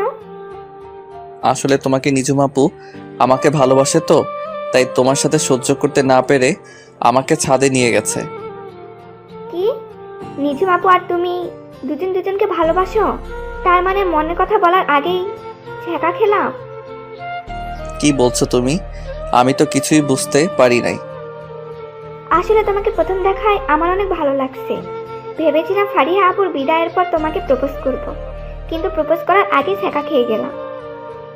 আহারে বেচারি, থাক, দুঃখ করো না। দেখবে তুমি আমার থেকে আরো ভালো ছেলে পাবে। ঠিক আছে, দোয়া করো আমার জন্য। এই বলে আরোহী আমার সামনে থেকে চলে গেল। হঠাৎ পিছন থেকে নিঝুম বলল, সত্যিটা বলার জন্য তোমাকে অনেক ধন্যবাদ। আমি আবার কি সত্যি বললাম? ওই যে তুমি আমাকে ভালোবাসো, সেটা আরোহীকে বলার জন্য। আমি এমনিতেই মিথ্যা কথা বলি না, সেটা তুমি ভালো করে জানো। জানি রাসেল সাহেব। এখন কথা না বলে আমার সাথে চলো, নাস্তা করবে। আমি ঠিক আছে বলে নিঝুমের সাথে যেতে লাগলাম। নিঝুম আমাকে নিয়ে একটা রুমে আসলো। রুমে এসে দেখি অনেক আইটেমের নাস্তা একটা টেবিলের উপর সাজিয়ে রেখেছে, আর দুজনে বসে নাস্তা করে নিলাম। দেখতে দেখতে দুলা আসার সময় হয়ে গেছে। আমি একটা নীল রঙের শার্ট গায়ে পরলাম, আর নিঝুম নীল রঙের শাড়ি পরেছে। আমার আর নিঝুমের দিকে সবাই তাকিয়ে আছে, আর একজন আরেকজনকে বলছে দুজনকে ভালোই মানিয়েছে। দুলা চলে এসেছে। দুলা তার সব কাজ শেষ করে স্টেজে উঠল। হঠাৎ একটা জায়গায় একজনকে মাথা পুরো গরম হয়ে গেল। আমি মনে মনে বলতে লাগলাম, ও এখানে কেন? তার মানে দুলার সাথে এসেছে। দুলার সাথে যে এসেছে সে আর কেউ নয়, রিয়া। কিন্তু রিয়া এখানে কেন? তার মানে দুলার আত্মীয় রিয়া। আমি রিয়াকে দেখে না দেখার ভান করে অন্যদিকে চলে গেলাম। দুলা ভিতরে এসে স্টেজে উঠে বসলো। তারপর কাজী সাহেব বিয়ে পড়ানো শুরু করলো। বিয়ে পড়ানো শেষ, এবার খাওয়া দাওয়ার পালা। আমি নিচে দাঁড়িয়ে না থেকে ছাদে চলে এলাম। হঠাৎ কেউ একজন পিছন থেকে বলল, আরে তুমি ছাদে একা একা দাঁড়িয়ে আছো কেন? নিঝুম আপু তো আমাকে খুঁজতে আসে নিশ্চয়ই। বাড়ি ভর্তি মেহমান, নিচে ভালো লাগছে না তাই ছাদে আসলাম। ও চলো, খাবার খাবে না? তুমি যাও, আমি একটু পরে আসতেছি। আরোহী ঠিক আছে বলে নিচে নেমে গেল। আমি কিছুক্ষণ পর ছাদ থেকে নিচে নেমে আসলাম। হঠাৎ নিঝুম আমার সামনে এসে বলল, তুমি এতক্ষণ কোথায় ছিলে? সে কখন থেকে তোমাকে খুঁজছি আমি। আসলে দুলার সাথে রিয়াকে দেখে মাথাটা গরম হয়ে গেছে, তাই ছাদে চলে গেলাম। ও এই ব্যাপার। আমার সাথে কথা বলতে এসেছি রিয়া, কিন্তু আমি তার সাথে কোনো কথা বলি নাই। ফারিয়া তো রিয়াকে দেখে এমনিতেই রেগে গেছে, আর রিয়া হচ্ছে দুলার মামাতো বোন। থাক ওসব কথা, তুমি খাবার খেয়েছো? তোমাকে রেখে আমি একা কিভাবে খাবো বলো? চলো দুজনে একসাথে খাবো। আমি ঠিক আছে বলে নিঝুম আর আমি দুইটা চেয়ার টেনে বসলাম। তারপর দুজনে একসাথে খাবার খেলাম। রিয়া নাকি খাবার খেয়ে চলে গেছে। আস্তে আস্তে সবকিছু শেষ, এখন বিদায়ের পালা। ফারিয়া সবাইকে ধরে অনেক কান্নাকাটি করছে। ফারিয়াকে বিদায় দিয়ে আমি আর নিঝুম বাসায় চলে আসলাম। দেখতে দেখতে 1 মাস চলে গেল। আমি এখন আব্বুর অফিস দেখাশোনা করি, আমাকে কাজে রিফাত হেল্প করে। আব্বু এখন বাসায় থাকে, নিঝুম এখন নিয়মিত থানায় যায়। নিঝুম আর আমার ভালোবাসা আগের মতোই আছে। প্রতিদিন সকালে আমার কপালে একটা চুমু দিয়ে ঘুম থেকে উঠাই। দুজনে একসাথে বাসা থেকে বেরিয়ে আসি। নিঝুমকে থানায় নামিয়ে দিয়ে আমি অফিসে আসি। আজকে অফিসে তেমন কাজ নেই, তাই নিঝুমকে একটা ফোন দিলাম। 2-3 বার রিং হওয়ার পর ধরলো। তখন আমি বললাম, ওই তুমি আমার ফোন ধরতে এত দেরি করলে কেন? কোথায় তুমি এখন? সরি, আমি একটা আসামি নিয়ে ব্যস্ত ছিলাম। আসামিটা একটা মেয়েকে ধর্ষণ করে মেরে ফেলছে, তাই ওইটাকে ধরে থানায় দিয়ে আসলাম। ও তা তুমি কি এখন ফ্রি আছো? এখন ফ্রি আছি, বলো কি বলবে? অফিসে তেমন কাজ নেই, তাই ভাবছিলাম দুজনে আজকে বাহিরে লাঞ্চ করব। ঠিক আছে, তুমি থানায় এসে আমাকে নিয়ে যাও। আমি ঠিক আছে বলে রিফাতের কেবিনে গিয়ে তাকে বলে অফিস থেকে বেরিয়ে গাড়ি নিয়ে সোজা নিঝুমের থানার সামনে চলে আসলাম। গাড়ি পার্কিং করে থানার ভিতরে চলে গেলাম। থানার ভিতরে ঢোকার সাথে সবাই আমাকে সালাম দিতে লাগলো। আসলে সবাই আমাকে চিনে, সেজন্য। আমি থানার ভিতরে ঢুকে নিঝুমের কেবিনের সামনে গিয়ে বললাম, আমি কি ভিতরে আসতে পারি SI ma'am? Sorry, SI ma'am এখন বিজি আছে, অনুগ্রহ করে কিছুক্ষণ অপেক্ষা করুন। আমাকে দেখে নিঝুম হাসতে হাসতে কথাগুলো বলল। তখন আমি ভিতরে ঢুকে বললাম, সরি ম্যাম, আমার একটু তাড়া আছে, কাজটা রেখে আমাকে একটু সময় দেন। কিন্তু মিস্টার, থানা তো আপনার কথা মতো চলে না। তাই নাকি? তাহলে তো যা করার আমাকেই করতে হবে।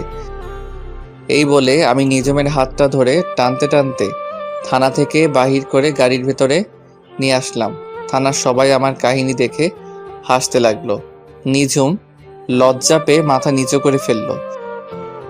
তো ম্যাম, আপনি তো আর থানার ভিতরে নেই, এখন আপনি কার কথা মতো চলবেন? এখন আমার এই জানটার কথা মতো চলবো। এবার তাহলে লক্ষ্মী মেয়ের মতো বসে থাকেন। এই বলে আমি গাড়ি নিয়ে একটা রেস্টুরেন্টের সামনে গিয়ে দাঁড়ালাম। গাড়ি থেকে নেমে দুজনে রেস্টুরেন্টের ভিতরে গেলাম। খাবার খেয়ে নিঝুমকে থানায় নামিয়ে দিয়ে আমি অফিসে চলে আসলাম। দেখতে দেখতে আরও 1 মাস চলে গেল। আমি এখন একটা গোডাউনের ভিতরে বসে আছি। কিছুক্ষণ পর আমার লোক রিয়া এবং মেয়র বেঁধে আমার সামনে নিয়ে আসলো। তখন রিয়া আমাকে দেখে বলল, রাসেল তুমি এখানে? আমাকে আর বাবাকে ধরে নিয়ে এসেছো কেন? তুই জানিস না আমার বাবা একজন মেয়র? আমি সব জানি। আমার কয়টা মাস চলে গেছে তোদের ধরতে। অনেক চেষ্টা করেছি ধরার জন্য, দিনরাত অনেক পরিশ্রম করছি, কিন্তু পারি নাই। আজকে সফল হয়েছি। তুই আমাদের এখানে ধরে এনেছিস কেন? তুই জানিস আমার একটা ফোনে তোকে দুনিয়া থেকে বিদায় করে দিতে পারি। সেটা আপনি কখনো পারবেন না। আর আপনি হয়তো এটা জানেন না, আপনি মেয়ের হয়ে যা সম্পদ আছে তার থেকে 3 ডাবল সম্পদ আমাদের আছে, কিন্তু তা নিয়ে আমরা কখনো অহংকার করি না। তাহলে আমাদের এখানে ধরে এনেছিস কেন?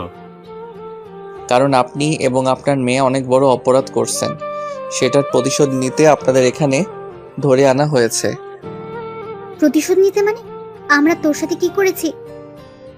আমার সাথে করিস নাই, তুই এবং তোর বাপ মিলে রিফাত এবং রিফাতের আব্বুর সাথে কি করছিস একটু ভেবে দেখতো।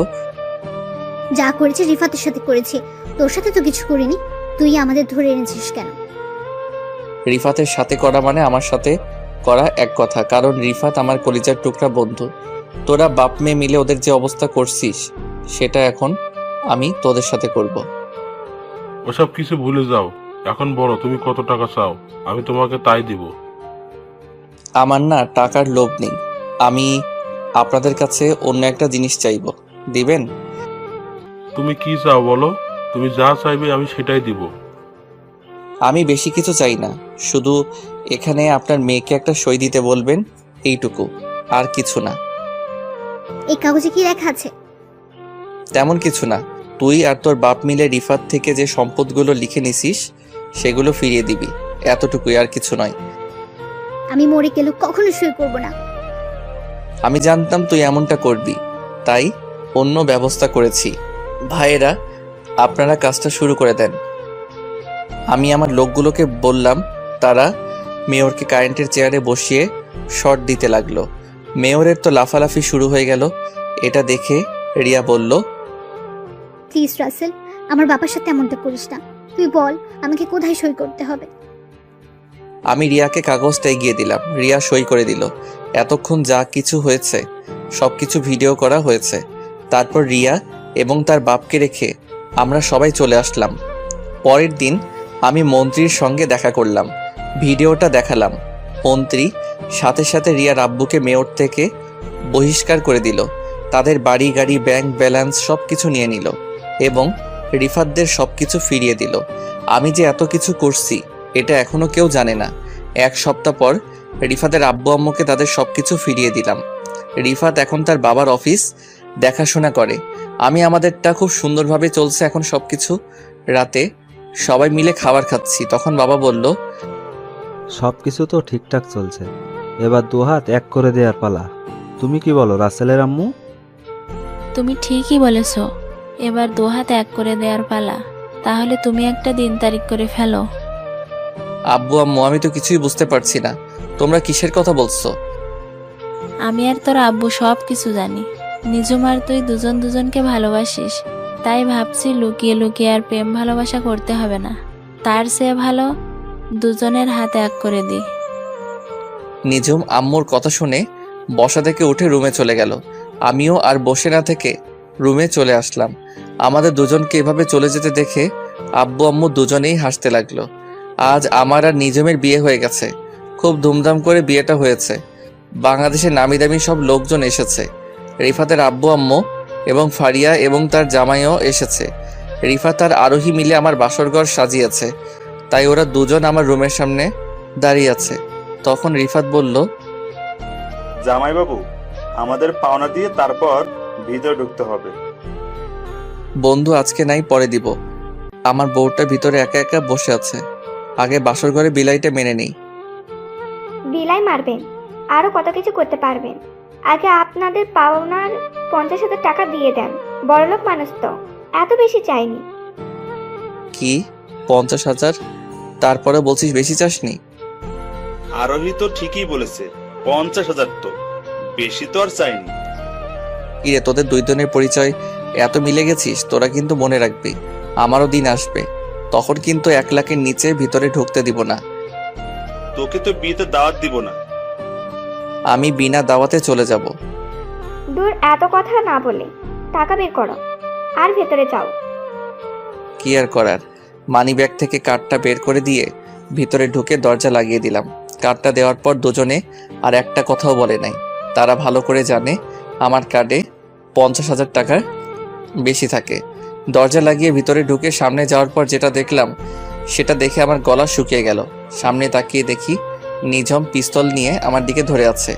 তখন আমি বললাম, কি ব্যাপার, তুমি আমার দিকে এইভাবে পিস্তল ধরে আছো কেন? হারামজাদা, বাসর ঘরে ঢুকতে তোর এত সময় লাগে কেন? ওরা যা চাইছে তা দিয়ে চলে আসতে। তুমি জানো ওরা আমার কাছে থেকে কত টাকা চাইছে? জানি, আমি সবকিছুর ভেতর থেকে শুনেছি। রাত বাজে 2টা, 2 ঘন্টা পর সকাল ভোর হয়ে যাবে। বাসর করবে কখন? আমার ওই 2 ঘন্টা যথেষ্ট, এর থেকে বেশি সময় নিব না। কিন্তু তোমাকে তো আজকে বাসর করতে দিব না। তুমি ভেতরে দেরি করে এসেছো, তাই আজকে পুরো রাত আমার পা টিপতে হবে তোমাকে। সরি কলিজা, এই রাতের জন্য মাফ করে দাও। এই রাত একবার আসে। আমি কোনো কথা শুনতে চাই না। ওয়াশরুমে ঢুকে ওযু করে আসো। দুজনে আগে 2 রাকাত নফল নামাজ আদায় করে আসি। কি আর করার, এসআই বউ বলে কথা। অজু করে দুজনে 2 রাকাত নফল নামাজ আদায় করলাম। নিঝুম বিছানায় শুয়ে পড়ল আর আমাকে বলল তার পা টিপে দেওয়ার জন্য। আমি বিছানায় উঠে নিঝুমের পা দুটো টিপতে লাগলাম। কিছুক্ষণ পর আমাকে বিছানায় ফেলে দিয়ে গলা চেপে ধরে বলল, ওই হারামি, আমি যেটা বলবো তুমি কি তাই করবে নাকি? তুমি তো বলছো তোমার পা টিপে দেওয়ার জন্য। আমি বলছি তাই বলে তুমি সেটা করবে নাকি? জোর করে বলতে পারো না? আমি তো এমনি মজা করলাম। আমি সবসময় তোমার কথা মতো চলবো। আদেশ যখন পেয়েছি তাহলে শুরু করে দেই। শুরু করার আগে বললে না তো বউ সাজে আমাকে কেমন লাগছে? তুমি তো আমার কাছে সবসময় সুন্দর। খালি খালি এত আটা ময়দা মাখার কি দরকার ছিল? বিয়ের সময় একটু মারতে হয়। এখন লাইট বন্ধ করে আসো। লাইট বন্ধ করতে হবে না। আমার পাঠক পাঠিকা একটু দেখুক কিভাবে বাসর করতে হয়, তারা একটু শিখুক। তোমার দেখি লজ্জাশরম বলতে কিছুই নেই। তোমার পাঠক পাঠিকা বাসরাতে কি করবে সেটা কি আমাদের দেখাবে? দেখাবে। আমি জানি আমার পাঠক পাঠিকা অনেক ভালো মানুষ। কি গো, আন্নেরা আমাদের দেখাবেন না? ওই দেখছো, তারা বলছে দেখাবে। তোমার মাথা বলছে। যাও গিয়ে লাইট বন্ধ করে আসো। কি আর করার, এসআই বলছে না বন্ধ করলে থানায় নিয়ে 144 ধারা মামলা দিবে। আমি বিছানায় থেকে উঠে লাইটটা বন্ধ করে দিয়ে আসলাম। বিছানায় এসে নিঝুমের পুরো শরীরে কিস করতে লাগলাম। নিঝুমের ঠোঁটের উপর হামলা শুরু করলাম। নিঝুমের পেটের উপর হাত বোলাতে লাগলাম। তারপর আস্তে আস্তে নিঝুমের শরীর থেকে সবকিছু খুলে ফেললাম। তারপর ইরানের মতো হামলা শুরু করে দিলাম। এটা কেমন হামলা বিয়ের পর বুঝতে পারবেন। অনেক দেখেছেন, আর দেখা লাগবে না। আমাকে তো এইটুকু দেখাবেন, বাকিটা ইতিহাস হয়ে থাকলো। দেখতে দেখতে আমার আর নিঝুমের সংসার ভালোই চলতে লাগলো। নিঝুম এসআই চাকরি ছেড়ে দিয়েছে। বাসায় এখন আব্বু আম্মুর খেয়াল রাখে আর আমি অফিস দেখাশোনা করি। এর ফাঁকে আরোহী আর রিফাতের বিয়ে ঠিক হয়ে গেল। আপনাদের সবার দাওয়াত থাকলো। রাইসা এখন কলেজে পড়ে, তো সবাই আমাদের জন্য দোয়া করবেন। নামাজ পড়ো মুসলিম বোন ও ভাই। নামাজ ছাড়া দুনিয়াতে শান্তি নাই। নামাজের কথা রেখো স্মরণ। নামাজ দিয়ে সাজাও জীবন। নামাজ ছেড়ে করো না ভুল। নামাজ হলো ইবাদতের মূল। সুলম মুসলিম ভাই ও বোনেরা, 5 ওয়াক্ত নামাজ পড়ো। জীবনকে সুন্দরভাবে গড়ে তোলো।